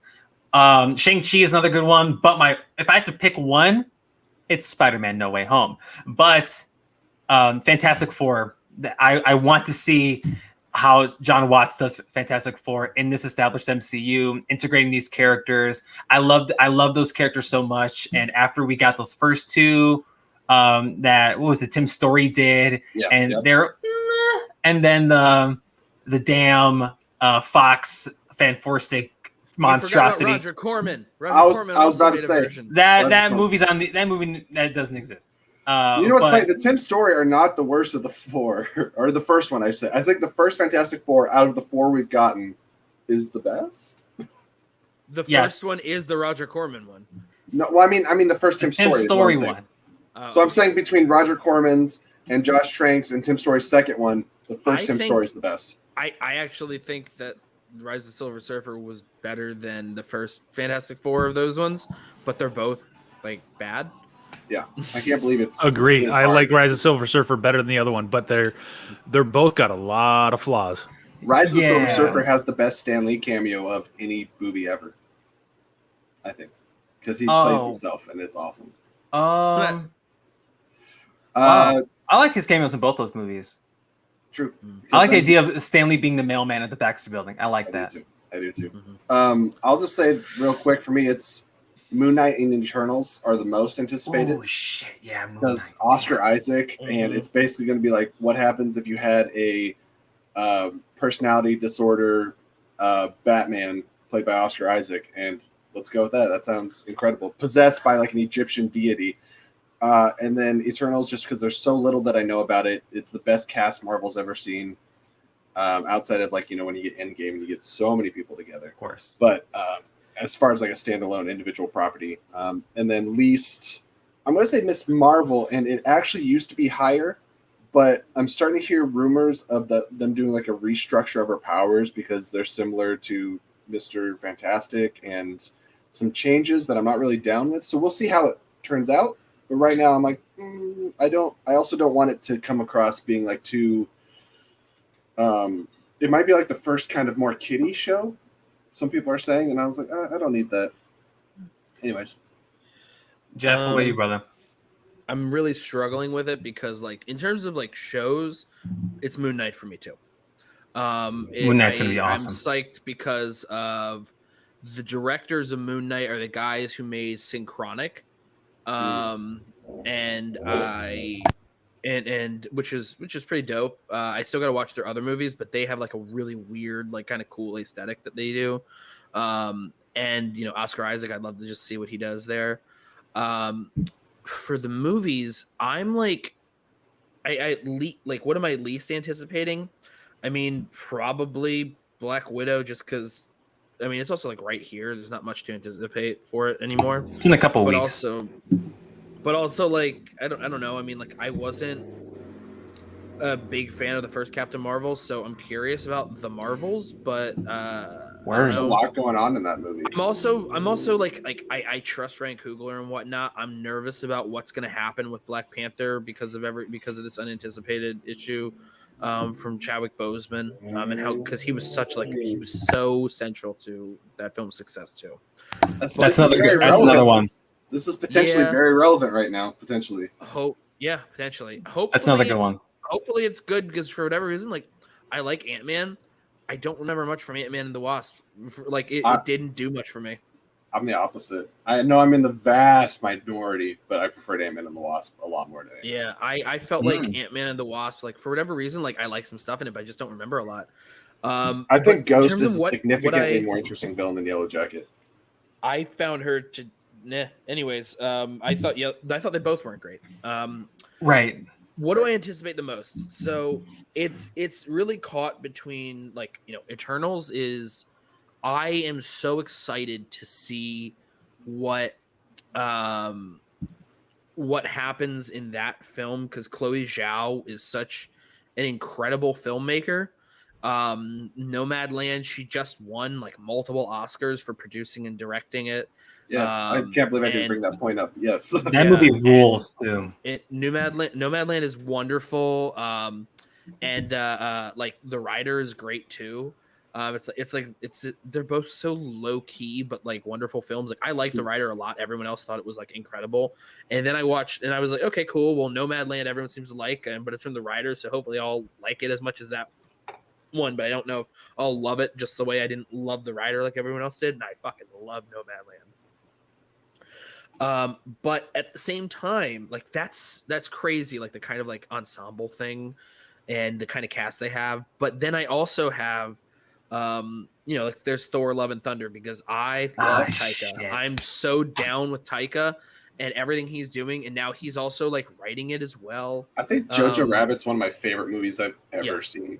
I love Word. Jojo Rabbit. Truly good. I love Jojo Rabbit. I've loved everything Taika has done. There's only 2 films of his I haven't seen, and one of them is Boy. The other one is Eagle versus Shark. But I've loved pretty much everything else he's done as a director, and as a writer. Hunt for the Wilder People's a good time. What We Do in the Shadows is Oh my God, incredible. Hunt for the Wilder People. Yeah, he's great, and my other thing is like Doctor Strange in the Multiverse of Madness. My biggest thing for that one is like they pushed out Scott Derrickson because there was like creative differences, but they brought in Sam Raimi, and I love Sam Raimi. Like Drag Me to Hell was one of my favorite horror films of all time, and so are the Evil Dead movies. And they have that Evil Dead simp, not as much as PJ, but. And it's basically all but confirmed that Bruce Campbell's going to show up in Multiverse. I saw Evil Dead the musical twice. Attaboy. I love the Evil Dead films, and I think that Ash vs. Evil Dead's also highly underrated. Ash vs. Evil Dead's it's properly rated as awesome. And let me just say, okay, underappreciated. I don't hear enough people watching it. Underappreciated, and understated. That's the word. Because it was That's it. Because it's an original. It was an original series on Stars, which doesn't like. Yeah, if they would have put it on AMC or something, it would have gotten noticed. Yeah, if they just done it straight to Netflix, like hopefully more people caught on when it was put on Netflix after it was canceled. That's how I watched it. I maybe it's because of how I feel burned from Mulan, but I'm nervous about Shang-Chi. I think it looks cool. I'm excited to see it. I'm nervous about how the studio may like fuck up the edit and whatnot, because it's supposed to be a big thing on martial arts and whatnot, and I don't want to see them fuck up like what could be some great choreography. Daniel Destin Cretton isn't like a big budget film director, and he has to do all these action scenes. And yes, they have like second unit directors that do all the action. I feel like that's par for the course for Marvel. I feel like they pluck people out of near obscurity and they have the same people. They have the same people that like they rely on and use to direct a lot of the action and whatnot. But I still am like, I could still be like a little. I just don't want keep Sam Hargrave around for a lot of those action bits. Yeah, I don't think he's a part of that. So that's the issue.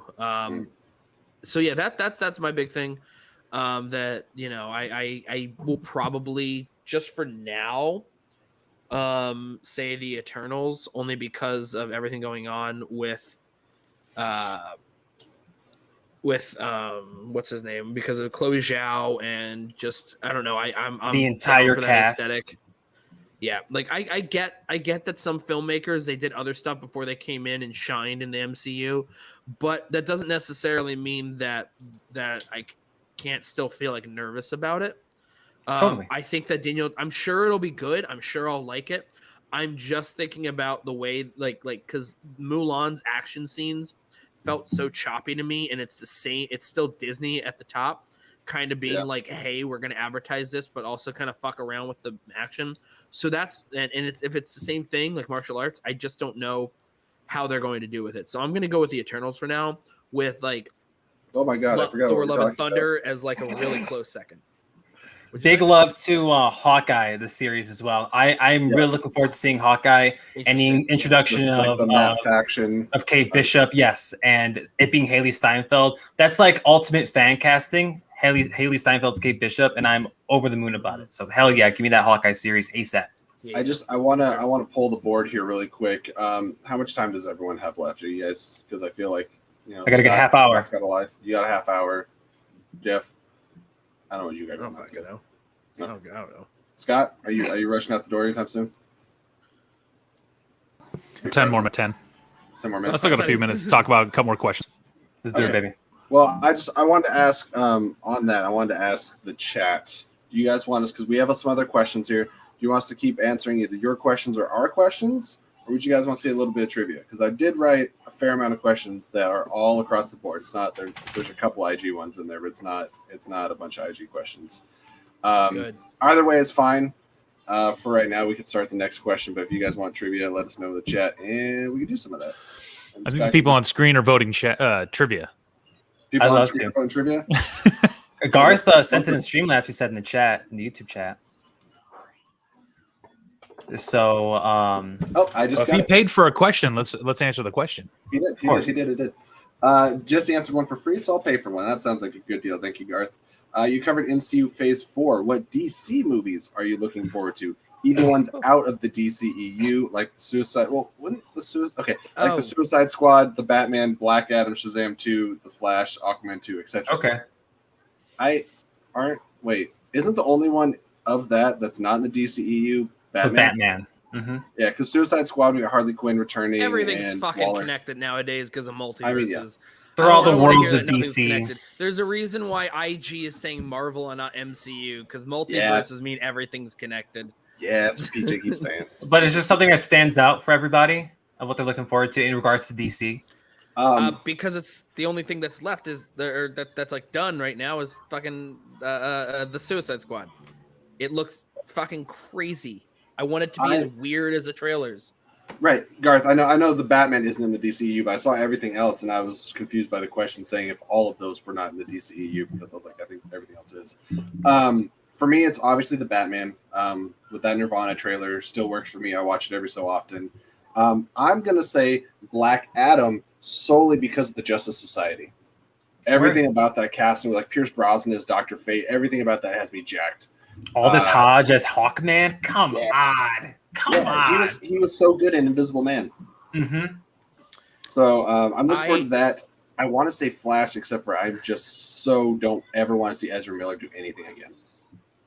It's James Gunn's Suicide Squad, and it's Matt Reeves' Batman, because everything else is so up in the air of no idea how we're supposed to feel about it. And even these movies, hopefully they're as great as maybe they might seem, but I can't help but not anticipate anything that Warner Brothers does, because every time, no matter what their crew is that they bring in behind the scenes, they've repeatedly like fucked around, and like eventually and they fuck around, and then the box office says find out. So it's What about you, Scott? I think I know, but I'll let him answer. Shazam 2 is probably number one. Black Adam would be number 2 in there. Matt Reeves, the Batman. If Ezra Miller could learn how to run with proper form, you can teach that to a 5-year-old. But the flippy wrist is you know what? Shazam 2. I love Zachary Levi as Shazam, as Billy Batson, and the casting was perfect for that. And what I'm really looking forward to is, as this builds and moves out of it, Lord willing, we get Henry Cavill back as the Man of Steel. Don't hold your breath. I know I'm not holding my breath, but I would hate for them to recast somebody else because he was so perfect for the role. But to see Shazam and Black Adam in the same movie fighting each other down the road, plus The Rock as Black Adam, you could not have picked somebody who was more perfect fit for a role than The Rock as Black Adam. Also with Shazam, you have Helen Mirren and Lucy Liu as supposedly the antagonists, which is win-win-win.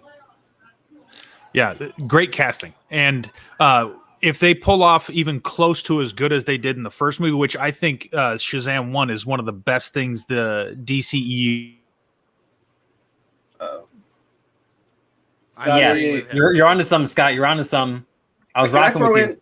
Can I throw in supposedly the J.J. Abrams like Justice League Dark verse that he's starting to work on? I think that's. You're just desperate for Constantine. Yeah. You are desperate for Constantine. Yeah, Constantine and Swamp Thing. Give it to me. Matt Ryan as Constantine was great on television. Oh my god, it was so good. He is Constantine, and that show. The Keanu Reeves movie though is how do I put it? I don't understand why Dumpster people fire. started liking it. Yeah, it's not good. Yeah, I don't- It's not great. Like it doesn't do anything right. Like separate It's got the that idea of Shia adaptation LaBeouf. from the product. It is just not a good movie. I liked Tilda Swinton in it. of course. That's it. That's the I only thing I I've remember. A couple things. 'Cause it sounds like we're going to do some trivia before Scott leaves, so I'll make this quick. Maybe a question or two before you leave. Of course, the Batman. Oh my God, I am vengeance, and he beats the hell out of that one guy. Come on, that trailer is nuts. I'm really looking forward to the Suicide Squad because I want to see how James Gunn handles another quirky group of characters. And the joke answer, League of Super Pets, come the hell on. You're giving me The Rock or Dwayne Johnson voicing Crypto and Kevin Hart voicing Ace the Bat Hound. Excuse me. Yes, I'll take that every day of the week, twice on Sundays. But of course, the Batman to me is. Wait, that's is my that most another Rock Kevin Hart project? the League of Super Pets. You already freaking know, baby. Jesus. It's going to be Okay. awesome. I can't wait. And yes, Matt Ryan is incredible as Constantine. Boys, Cool. grab your whiteboards. I Vote don't. us Can I Or use my something. phone? You can certainly use your phone, but go grab your writing things. Okay, let me set up a new note so people don't. It's fine. Accuse It's me fine, of Chris. cheating. We have all day. I'm not good with IG. I'm I good. hope people I'm good. remember this. It's not an IG trivia. You said that there's IG in it. I said there is some. Like there's like maybe 3-4 questions, but I wrote 20. Okay. So. Let's Okay. do that. Is this just right. random? Jesse thought of some strange crap questions. Yeah. I like that category. I like that. Almost. It's like almost potpourri. none of this. Almost none of this was looked up. I don't think I looked up any of this. We'll see. Great. No fact checking. Let's do this. All right. And everyone, you guys can play in the chat. I just will ask anyone that's on the show right now to switch over to private chat so you're not looking in there. Gotcha. I can do These that. like use. Okay. All right, boys. Question number 1. Oh shit! I'm so. And you bad don't at get it. categories, you just get questions. That's fine. Who Mhm. plays the Dragon Emperor in 2008's Mummy, Tomb of the Dragon Emperor? Oh, you're the worst. You're the worst. This Bert. is so. Here's the deal. When I opened up my package with Gotti last night, the other thing that was in it was the 4K trilogy of the Mummy. 5, So I almost brought it up during this. 4, So I 3, looked at this. 2, 1. Yeah, answering the chat is okay overall. That's why I had everyone get out of here. So if you guys Yeah. want to answer in the chat, you can. All right, and I'll go with Scott first. Jay Lee's the correct answer. Jeff? Nope. Gently. What? Yep. And Chris, did you get it? I refuse to display my answer. Okay. So He's already erasing. Yep. All right. Oh my so we gosh, I got something right. You know what, guys? I gotta go. Go sounds on about top, right. maybe. All right. Keeping it in the 2000s, what 2006 crime film included the characters of Billy Costigan, Frank Costello, and Colin Sullivan? 2 for 2. I'm feeling good right now. I'm glad we're confident. And by we, I mean you two. There's 18 more questions that I can bomb, so don't worry. Garth is telling Scott that if you ever don't know the question, just pretend to freeze up. It's like, All right. We're going to start with Chris oh no! Why you start with me? because you got out of it last time. What do you Damn got? it! I wrote The Departed. All right, Jeff. Wait, yeah, your period, The Departed. Oh, thank God! That is the correct answer. Good job, Chris. All right. Holy God! All around. Woo! got one right, Garth got guys. it wrong and said, "Oops, I'm in Boston too." Oops! Okay. Question number 3. What? And I might give 20 seconds for this one. What 2 actors have voiced the character of Scar in Lion King? Spelling is not important. Get close.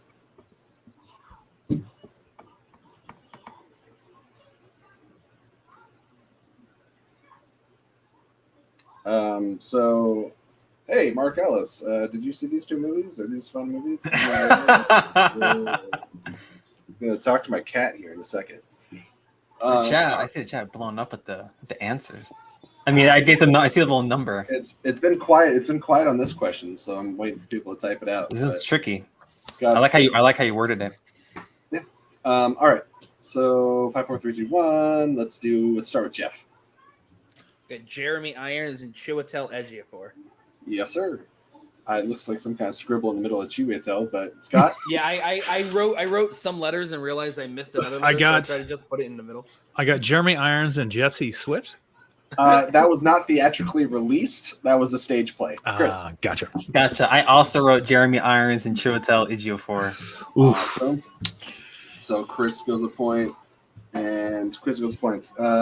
Chris now tied with Scott with Quiz Show in the lead. All right, moving on to the next question. Like I said, these are going to be eclectic questions. It's going to be fun. I bet. In how many films has... Wait, did I get... Hang on. Give me 1 second. I need to correct myself. Okay, but in how many films has Jon Favreau portrayed the character of Happy Hogan in the MCU? I'm putting my phone down. I'm going to count my hands. I'm asking myself this question now because I wrote the wrong number.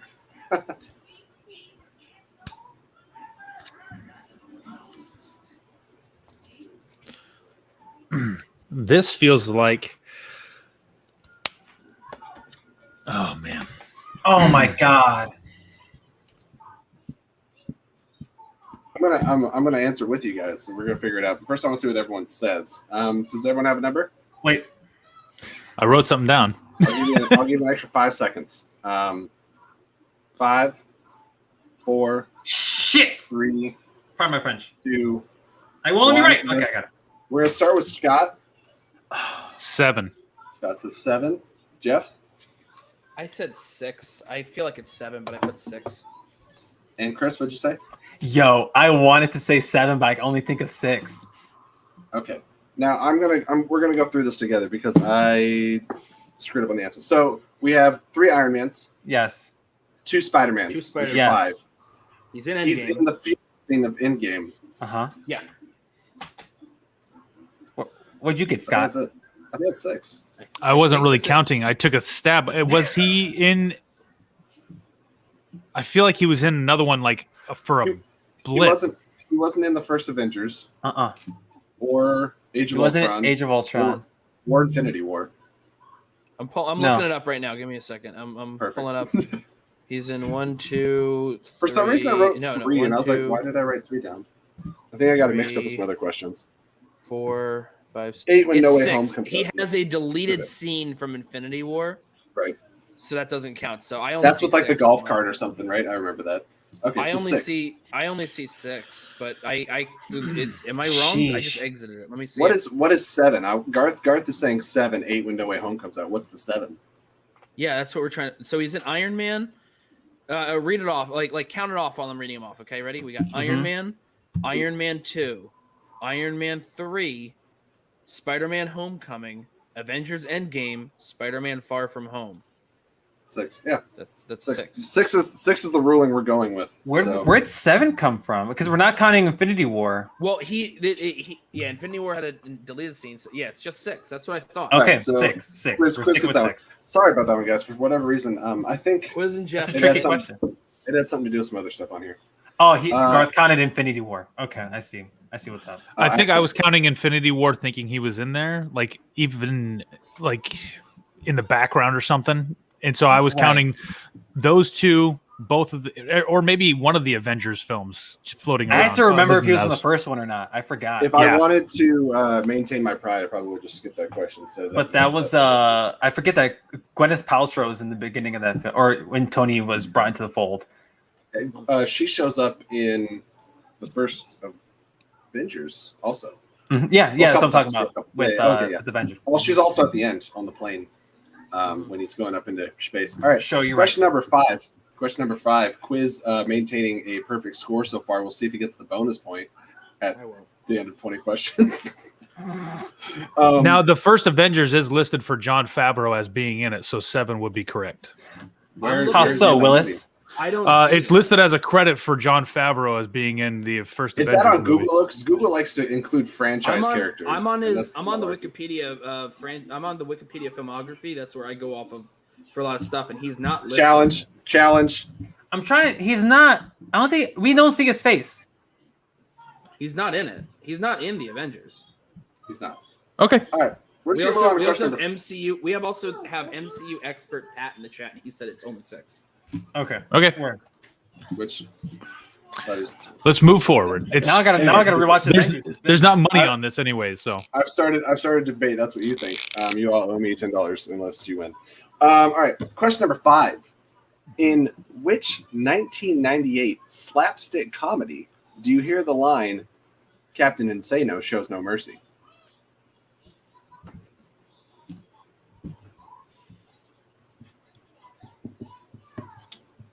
I will allow 2 repeats through the entirety of these questions. See, we got a answer from Sean. We got Maddie in the chat. All right, we're gonna do the countdown of 5, 4, 3, 2, Repeat the question. 1. Okay, repeat the question. I will pull it back up here. In which 1998 slapstick comedy do you hear the line "Captain Insano shows no mercy"? And I will say it's really hard not to do an impression when I say that line, but it is what it is. We got a couple people getting it in the chat. I'm really showing my age here. now I'm rethinking it with slapstick comedy. I'm gonna stick with my answer. I looked it up on Google to see what they qualify the movie as, and it did say slapstick on there. Okay. 5, 4, 3, 2, 1. I don't All know. right. Nice. Chris, did you get nothing on that one? No, I couldn't think of That's anything. That's okay. I know you got strengths. That's Scott is 99. saying Mystery Men. Jeff is saying I went with the only 1998 comedy I could think of, which is The Water Boy, because I know it couldn't have been the other Waterboy. one. It couldn't have been The Wedding Singer, which was also 98. And as soon as you said impression, I'm like, all right, it's an actor that did a voice in 1998. The only comedies I could think of that had a voice would be the fucking Water Boy. Garth is God. cracking me up in the chat. Garth said Happy Gilmore, and then he's like, wait, I meant Billy Madison. I'm like, you're on the path. You're on the path. Damn. One is the correct answer. I kept hearing it in my brain, but I couldn't pull the movie from it. Yeah, Damn like, it. as soon as Funny I wrote is- it down, I googled Captain Insano, and it popped up. I was like, yeah, Um, I did it with my hand up here. Scott, you and Sean are on the same wavelength. He also said Mystery Man in the chat. Damn it. Yeah, it's All right. 99. But Captain Insano, that's a way to trick you. Yeah. Captain Insano. Chris, you should know this because Captain Insano is played by Big Show. I know. I'm aware. I couldn't get it, dude. I couldn't get I'm it. sorry. I'm Damn sorry. it. All right. No, it's not your fault. Okay. Wrestlers Question number don't- Good 6. question. Rick Moranis, John Goodman, and Halle Berry star together in which 1994 family film? Oh my god. Oh my god. I was going to I Chris is remain excited. Chris is excited. I love this movie. I'm glad it's got some appreciation. Some good stuff. All right, and we're going to count down at 5, 4, 3, 2, 1. And the chat's blowing up. Hey, Jonathan Carr in the chat. How you doing, buddy? Just so you know, and I'll check Streamlabs also in a little bit, we are doing an Ask Me Anything. Right now we're doing trivia. But if you want to ask a question, just donate $5 to streamlabs.com/flickandreel, and we will answer that. Who did we do last time? Chris first? Or Yeah, Chris, go ahead. The Flintstones. and Jeff? The Flintstones. Scott? I was like this close to writing something else completely different. I'm so glad I remembered it. For some reason, with Rick Moranis, I was stuck on Honey, I Blew Up the Baby instead of Same. That's what I was gonna do. Honey, I blew up the kid. And I'm like, Chris gets Honey, I one. Shrunk the Kids and Honey, I Blew Up the Baby. I love the Flintstones and all its cheese. Perfect. Talking about things that shouldn't have been made. The Flintstones. No. Flintstones 1 was okay. It's Viva Rock Vegas. That movie's atrocious. Oh my god. With It's Robert really bad. Baratheon as Fred Flintstone. Yeah. And Alan Stephen Cummings is in Baldwin. that? And Oh Stephen my- Baldwin as Barney. Oh yeah, Alan sheesh. Cummings was the Martian. What's his name? What's the Martian's name in that movie? Marvin, right? Was it Martin? No. Yeah, his name is Marvin the Martian. That was Marvin the Martian? No. No, it's never. not. It's like- I think it's just the Martian. The other. It's like Magoo or some shit. Some stupid. It's something. It's Mr. Mixoplex. It's definitely not that. Mr. Mixoplitalence. Yeah, whatever it is. All right. Let's get Going it. on to question number 7. How many composers have scored live-action Star Wars films, released theatrically? So no Caravan of Courage. Oh my Caravan, God. whatever. Live action, so that means no Yeah. Clone Wars either. Okay. Yeah. Oh, So we're talking out of the 11 films, I believe that would be 11 live-action films. Yeah, the 2 spin-offs and We're not counting 9. Return to Endor, or No. Yeah. For the love of God, no. crap. And since it's just a number, we are going to 5, 4, 3, 2, 1. Gonna start with Scott. I feel like this answer should be 1 for John Williams, but I put 3 because I wasn't sure if other people are involved. I'll tell you the 3 in a second. Jeff? You got John Williams, Michael Giacchino, and I believe it's John Powell who did John Solo. Powell is the third one, who also did the How to Train Your Dragons. Chris, what'd you say? Great movies too. How to Train Your Dragon. I wrote 3 as well. Perfect. Well done, boys. Well done. So that's across the That was a board. good question. Thank you. The thing is, I believe that John Williams contributed a little bit to Yes. the solo score. And Yeah. so I was like, oh no, is there another person that wasn't him that contributed? But I'm like, no, I think it's Williams that did that. All right. Question, and I'm glad everyone's having fun in the chat, you guys. Yes. Holy Three was cow, the correct 62 comments since the last time I was over there. one. People, we're having a good time. We enjoy trivia here in this community. All right. Question number 8, and quiz at 7. Still perfect. Way to go. Dang. All right. Question 8. What was the subtitle for the first sequel to National Lampoon's Vacation? You're kidding me. Jeff looking schmarmy over there.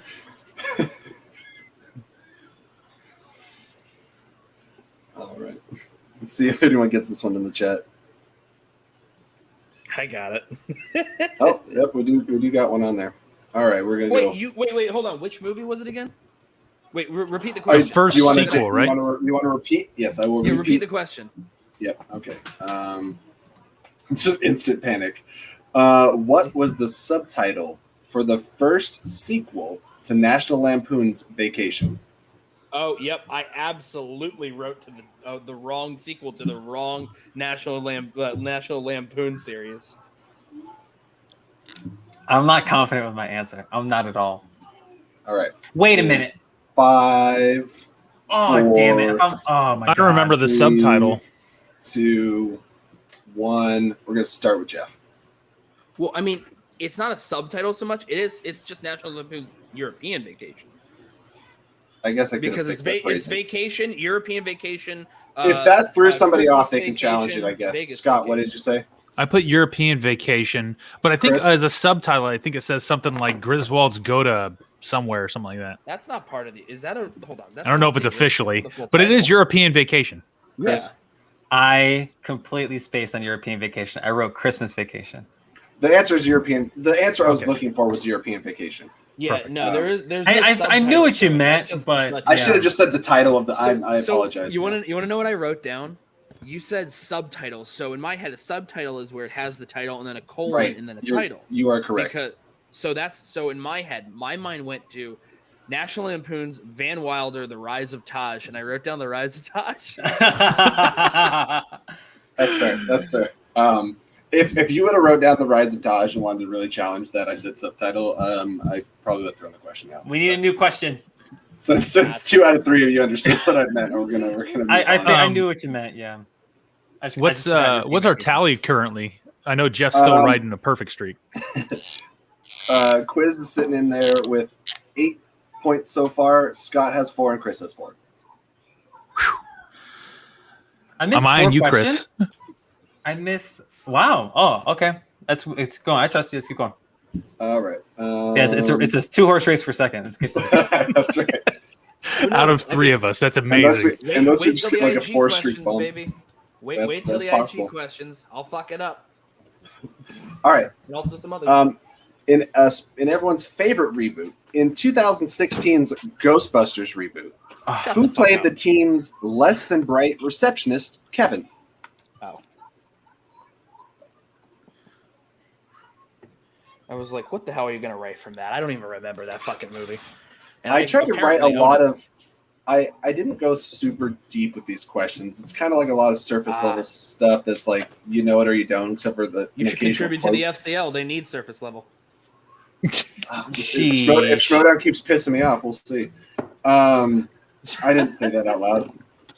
All right, going with everyone's got their stuff ready, so we're just going to start with Chris. I hope you can take this answer. I wrote Chris Hemsbay. Yeah. He was Scott. joking. We know he meant Yeah. Hemsworth. Benefit of the doubt.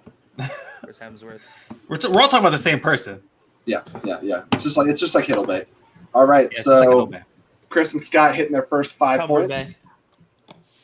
Cumber Bay. Yeah, I was finally getting to 5 when Jeff's almost to 10. Yep. Right. Speaking of 10, question number 10. In which film series would you find the following locations? The Kiln, Morag, and Contraxia. Wait, excuse me? What film series? film? Oh, I hope yeah. If you guys need a repeat, let me know. I think Jeff and Chris, you guys both have 1 left. Scott still has 2 left. Does everyone have an answer now? I have an answer. I'm not. I think we're on the same wavelength, Jeff. 5. Yeah, I'm not super positive on it, but I'm gonna go 3, with it. 2, 1. I think it's right. I do want to see what the chat says on here. We got some interesting ones. Pat says, Jesse, stop rocking the boat. Think about my fantasy points. Well, let's get me some matches, and then we'll get you some fantasy points.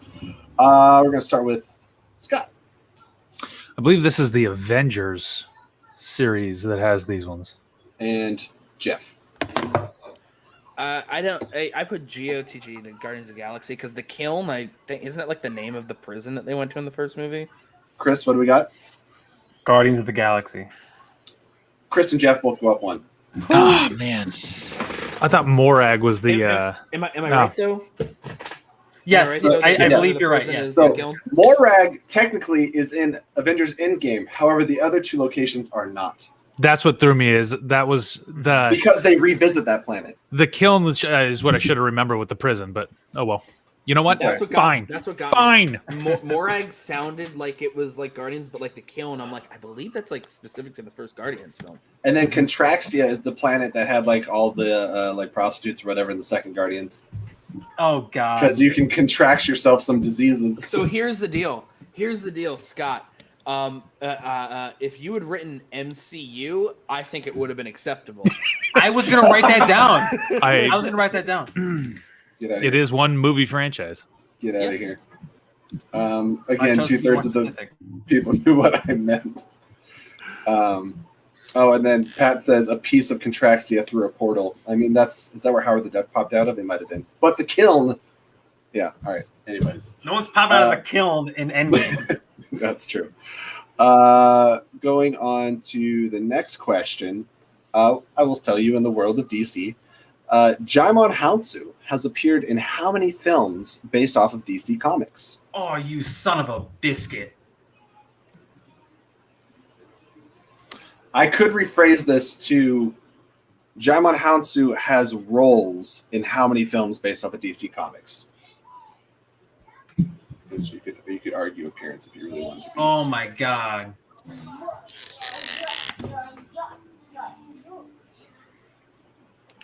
And we're counting down to Hi, baby. Hi, baby in the chat. Amistad counts as one of these, right? 5, 4, 3, 2. Oh my god. 1. All right. Start with Geoff. I feel like my number's too low. It was either 3 or 4. I went with 4. Scott. I was doing the same thing. I think 3, Chris. but I was thinking it was more. I thought 2, but I thought I was missing 1, so I put 3 instead. 3 is the answer. Let's go! Because it was Shazam. It was That's what I forgot. Constantine, And then Aquaman. Aquaman. and Yeah. Aquaman. Shit. That's the one I forgot was I Shazam. got fucked up because he was in two Marvel films too. Yes, that's true. That's fair. All right. So, not a perfect match, but a damn impressive. You hit 10 before you missed a question. So, I mean, that would have been a perfect first round. Or 8 even if it was regular singles. Anyways, moving on. The question. Yeah, so that was 11. So question number 12 in the category of composers. James Newton Howard composed which 2 Wizarding World films? Oh, you son of a biscuit. I'll give you guys a little extra time on this one.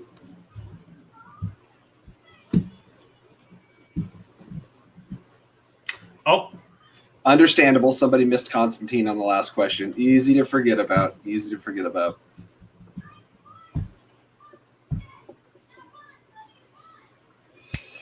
All right. And I'll start with 10, 9, 8, 7, 6, 5, 4, 3, 2, 1. Everyone have an answer? Yeah. Unfortunately. All right. Scott. I think it's the newer ones, the Fantastic Beasts, and then Where to Find Them, and Fantastic Beasts: Crimes of Grindelwald. Yeah, I like the acronyms. That works. Geoff. I also did that. Fantastic Beasts. I tried to write, and I wanted to find them in Crimes of Grindelwald. Yeah, those are really long titles. I tried to give you guys a while. I was expecting acronyms across the board. Was that a no, Chris? Damn it! Right. Nope. No. So Geoff Because gets it's a like point, John and Williams does Scott like gets the a point. first like 1 or 2, and then it like the first couple, and then it goes into like Alexander Desplat for a while. There might be someone else in the middle there. There is. Is it? Yeah, I'm trying to think. There is somebody else for a while. I feel like it's Nicholas something, but I'm not remembering off the top of my head. I'm entertained 2 different ways right now. Geoff, absolutely killing it. Scott and Chris tied up once again. So watching you guys just battle it out is equally entertaining. I just forgot the Fantastic Beasts existed. I was trying to figure out which 2 of the original 8 movies, and then my brain kicked in. And was like, it's the newer set. I wrote down 2 from the original. I just have to shout out my lady right here. Yeah, good. I mean, damn, Lauren, at least you remember Fantastic Beasts. Okay, Patrick Doyle did the 4th one, and Nicholas Hopper did 5 and 6. That's what I couldn't remember. All right, It's Hooper, Alexander isn't it? Desplat, Hooper. That's right. Yeah, Alexander Desplat did the Deathly Hallows. That's what happened. Okay, Perfect. gotcha. All right. Good job, guys. Moving on to category directors. Star Trek 3, The Search for Spock, and Star Trek 4, The Voyage Home, were both directed by which original cast member?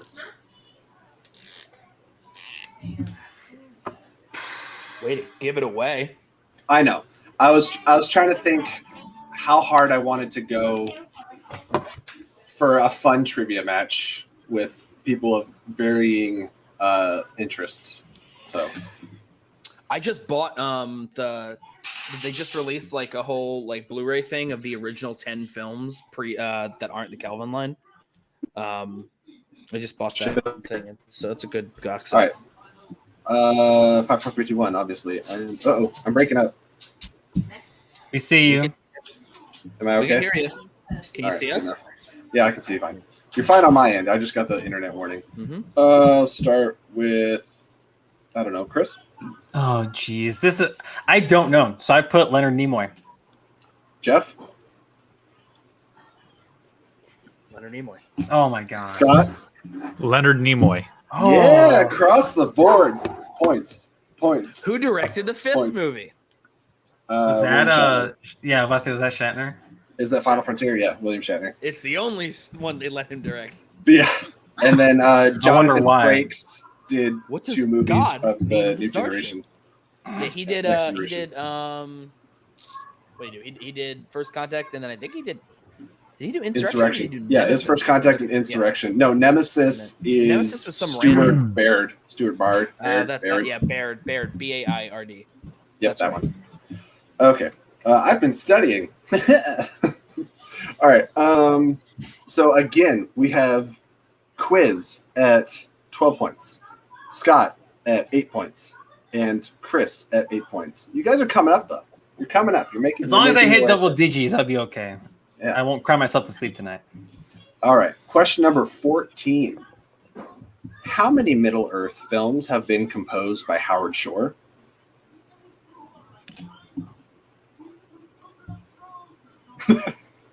Jeff, you cracked me up.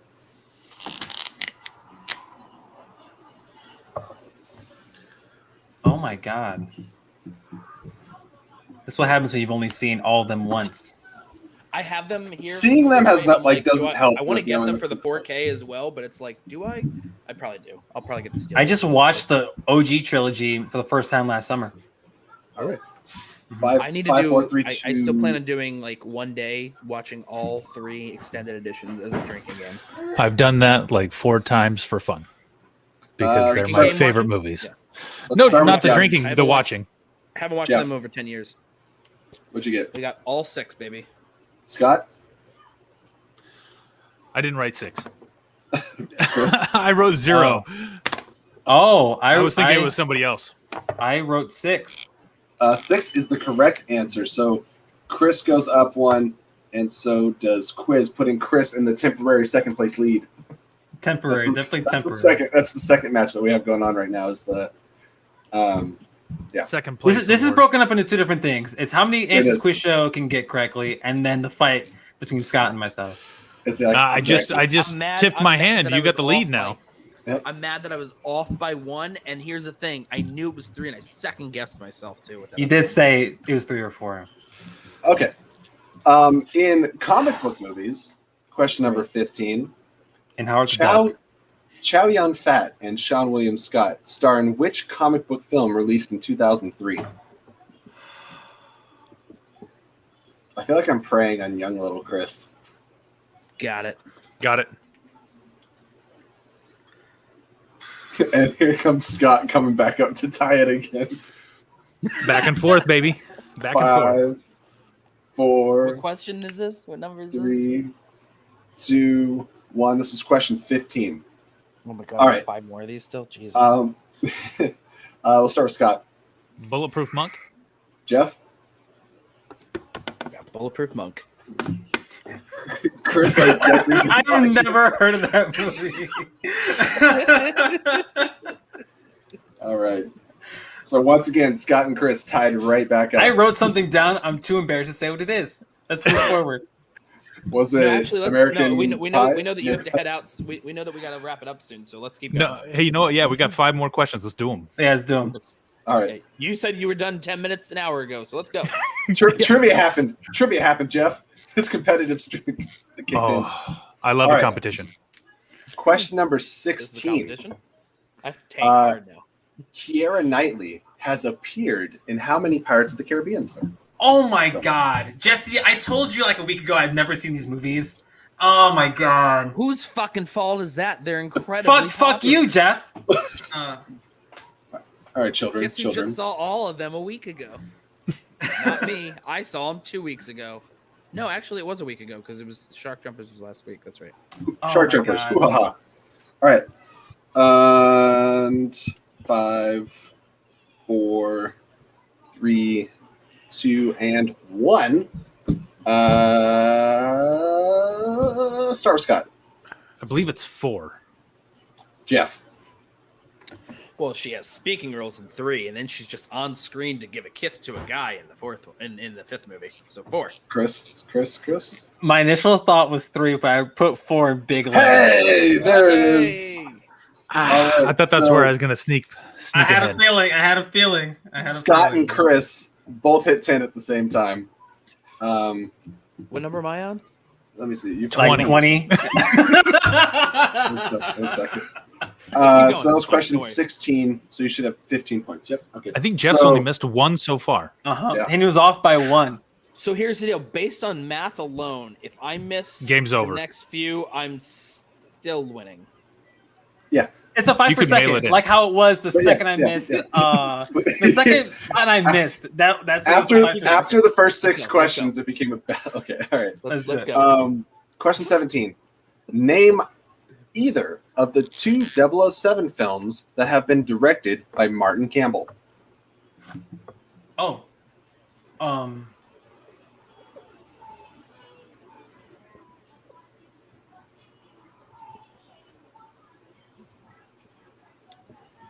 This was fun for me. I was looking at Martin Campbell for a completely different reason. But hey, I found this thing out. I think I'm on some. I think I'm wrong on this, so you probably got me, Chris. I've seen 2 007 movies in my life, Really? There's like I've seen- 47 of them. and I've seen like I 3. watched them both like a month ago. 5, 4. You guys got it. Okay. Anyways, question 17. Okay. Flip your boards over, starting with Chris. Flip your phone. I probably should have specified which one, but I wrote Casino Royale. That's one. Jeff, We got both GoldenEye and Casino Royale. Scott. I put Quantum of Solace. Darn. Okay. That was Mark Forster, That's Mark Forster. right? Come on. That's the Christopher Robin guy, yeah. Chris You guys pulls have- ahead. And World War Z. He did all Oh, those that's another adaptation of Disney that they just shouldn't have done. Anyways, let's keep going. I like that movie. It's cute. It I- really leans into you're a bad dad because you have to do your job to make sure that your family can like afford food. They had Jim Cummings voice Pooh and Tigger. I was fine. Moving on. Next Jim question. Cummings is kind of Oh my gosh, I'm really enjoying this Chris versus Scott. I think we need to actually have a match between you guys on the Yeah. channel. I think that'd be a lot of fun. I'll co-host. Yeah. You'll be my Ellis. Awesome. Or Absolutely. you can be Commissioner. I'm down for it. I'm game. All right. Let's do it. Ready. Question number 18. In which 1993 comedy do you find the characters of Achu, Blinken, and Latrine?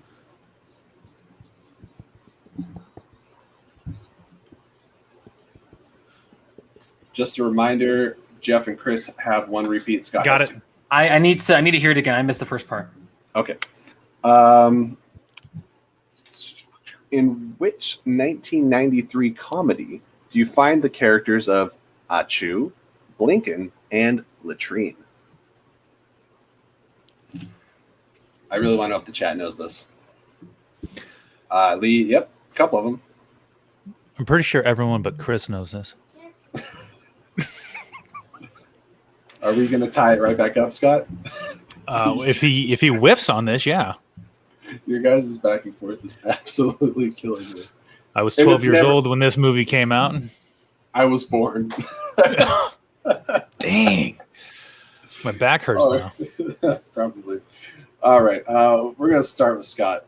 Robin Hood, Men in Tights. Jeff. You forgot about Isaac Hayes as a sneeze. Robin Hood. Yes. Chris. It's tied. I'm really glad I didn't whiff on that then. That would have been really embarrassing. Especially because I was very confident. the whole Oh collection my right gosh. I had the original one that's like a book that's like this big and it has like pages of them, but it was stolen. Also, this doesn't have all Ooh. his films. It I doesn't have Life Stinks. It doesn't have Dead. Wait, I want in on that. If we're doing MCU, I want in. All right. One of you guys, somebody, because I have a short memory, either Pat or Sean or Chris, one of you guys text me about that. Maybe we could start writing that, and I'll get my buddy Brian from POV to throw me some questions. We'll make that happen. How many more questions we got right here? Like 3. I think we're down to 3. We're Okay, that was number 18, so we were down to 2, and we're Okay. tied. We got 2. Oh shit. 2, and I'll ask the bonus one too. Anyone can win. Anyone can still win. Yeah, it's Yes, anyone's game. right. It's anyone's Yep. game. Yeah, For second yeah, place. Jeff. Thanks. Taking it to the wire. All right, so tied up again. Question 19. And Chris, Matt should help you with this one. Rosario Dawson played Mimi Marquez in which Broadway musical-based film? I was just talking about this movie last night. You know it's not a good musical? This If one. you say, I hate you. All right. I don't know this at all. This is why- repeat just for time. Okay. Rosario Dawson in go ahead, repeat it. Question 19. Rosario Dawson played Mimi Marquez in which Broadway musical-based film? This is why I made these as eclectic as they are. Jeff did not care that they're eclectic. He said, I got this. I know movies. I mean, what else did you expect? I don't know. I am only slightly shocked.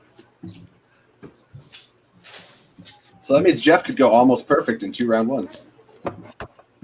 Well, actually, you could if it was, singles is only 8 questions. All right, we're going to start with Chris. Rent. Jeff. And Scott. Not Rent. Not okay. So Chris goes Least. up by 1, breaking the tie again, as does Quiz. I can't blow it. I can't blow it here. I can't blow Last it. question. Let's keep going. All right. The final question, which I really hope this ends in a tie because I have a tiebreaker written down that's supposed to be or not a tiebreaker, but a bonus question. All right. In which 2010s comedy will you hear the line, "Not so Slim Shady, what's up? I haven't seen you since high school"?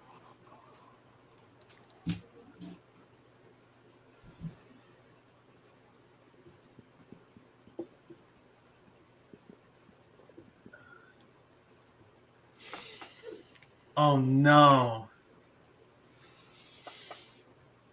You're out of repeats. I know. You said 2010? Yeah. Well, 2010s. So 2010 to 2019.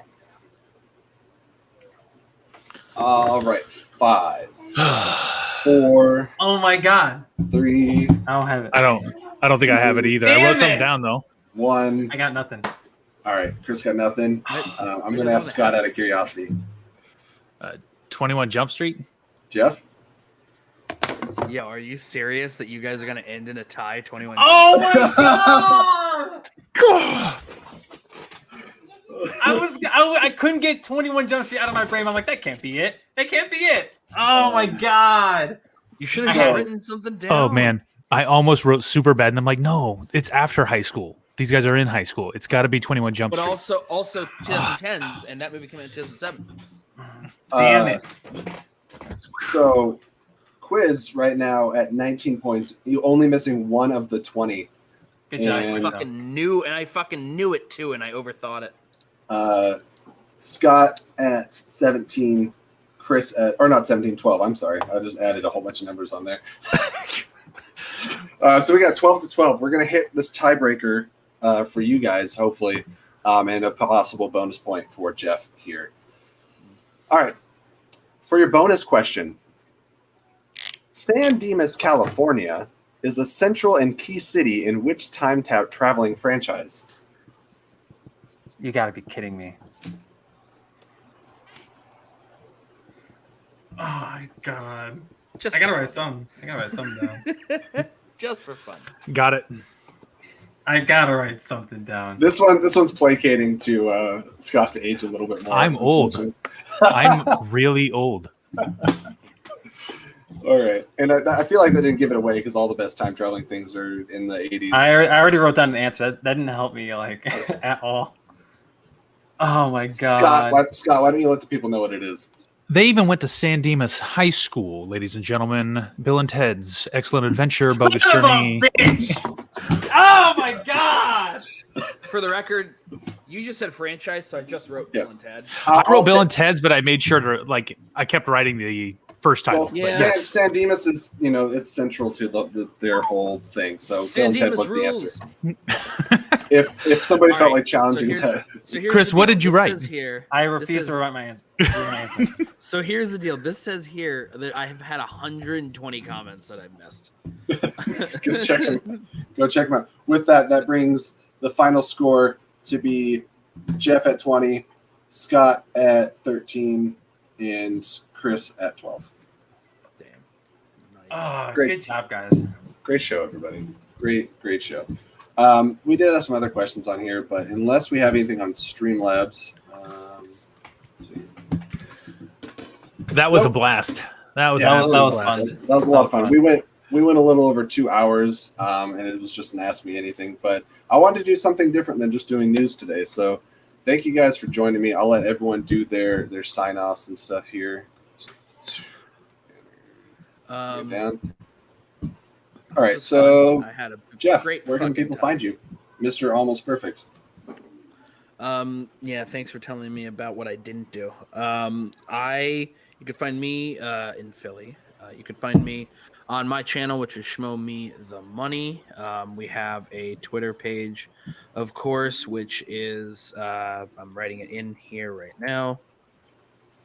Please go subscribe to the channel, follow the Twitter page. We have stuff where we have panels of players such as Jesse from the Schmodown, and they come and they talk about the matches from the week prior. Sometimes it's just my co-host Brandon Buckingham and I, and we just kind of talk it out. We also do crossover stuff with people like Anthony Lopez, who's on the show here with us, on Fridays, where we do Schmo Me the Real, where we alternate between my channel and Chris's channel from Watt Real Entertainment, where we do post pay-per-view hangouts from the Schmodown. It's a lot of fun. There's no real agenda to them. Sometimes they talk about Schmodown. Sometimes it just gets weird. We also have our Loki reviews, 7:30 Eastern, 4:30 Pacific, on Wednesdays, talking about Loki. We got Kelsey Kirkland, Dan Bettenhausen in there. Yeah, I mean, I am Geoff. And my name is Geoff, and we got My name is Geoff. look, Jeffy like apples. And, what else is there? I mean, I got the Airbud Cinematic Universe that I'm working on with AJ Lancaster. And that's time. Chris, where can people find you? Y'all can find me on Watt, W-A-T, Real, 2 E's, Entertainment on YouTube. Yeah, it's a long name, but I mean, we're there. Watt, Real Entertainment, W-A-T-R-E-L Entertainment. You can follow me on Twitter down here. It is a Watt Boy Summer, baby. You can follow me down here at C. Anthony Lopez. I tweet out literally everything I do. So go follow me there. I do Spin from the Reel, a Schmodown reaction show every Monday, 8 p.m. Eastern, 7 p.m. Central. I do Wrestle Reel every Friday, 6 p.m. Eastern, 5 p.m. Central.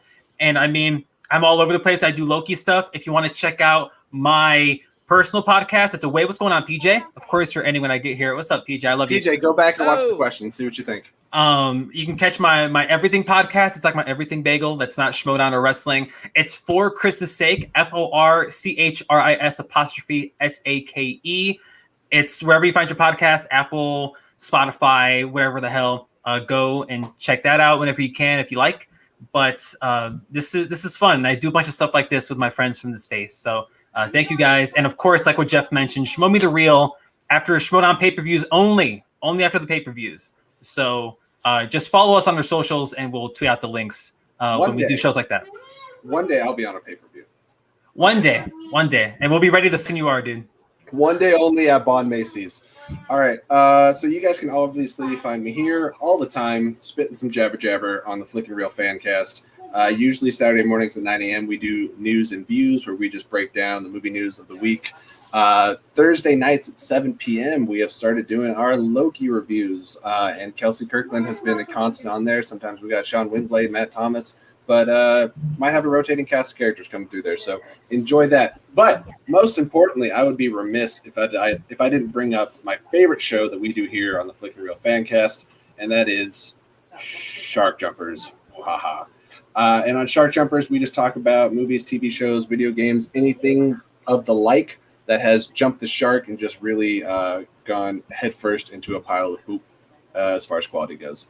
and sometimes it's just something crazy. We started out, we did Nick Cage in our first episode, and then we talked about Pirates of the Caribbean and Men in Black in our second. Who knows what we'll be talking about in our next one? One thing I do know, though, is we'll be joined by Chris Anthony Lopez. What's up? What's good? Look forward to that. Plug. Anyways, anything from Scott? You can find me here every Saturday morning with Jesse. Usually, Bill I and Ted. guess, losing to Jeff and possibly beating Chris. That's We right, gotta right we gotta in the go 1v1, Scott. We gotta go 1v1. Maybe Scott wants to get in on that Marvel match. Hey, you know what? I'm up for it. I'm a gracious loser, so why not? All right, guys. If Jeff ever had a symbiote that took him over, Jeff. No, they were. Or she Groot. was, it was Yeah, rude. I it was messed a that Groot- up. it was That's a my Groot fault. You know what, Scott? This is your show now. I can't show my face anymore. I love messed that up. Jesse sees we are Jeff and he's like, oh yeah, Venom instead of like the cutest tree ever. Like Well, all just the ask tie-ins Coy. right Venom's the best show. All right, end Or the show. movie. End All right, it. end the show. End All right, it. guys. Thank you so much for joining us. Until next Thursday night will be the next time you see us. I've been Jesse, and these are the other people that are here. Thanks for joining us. Until next time, keep it real.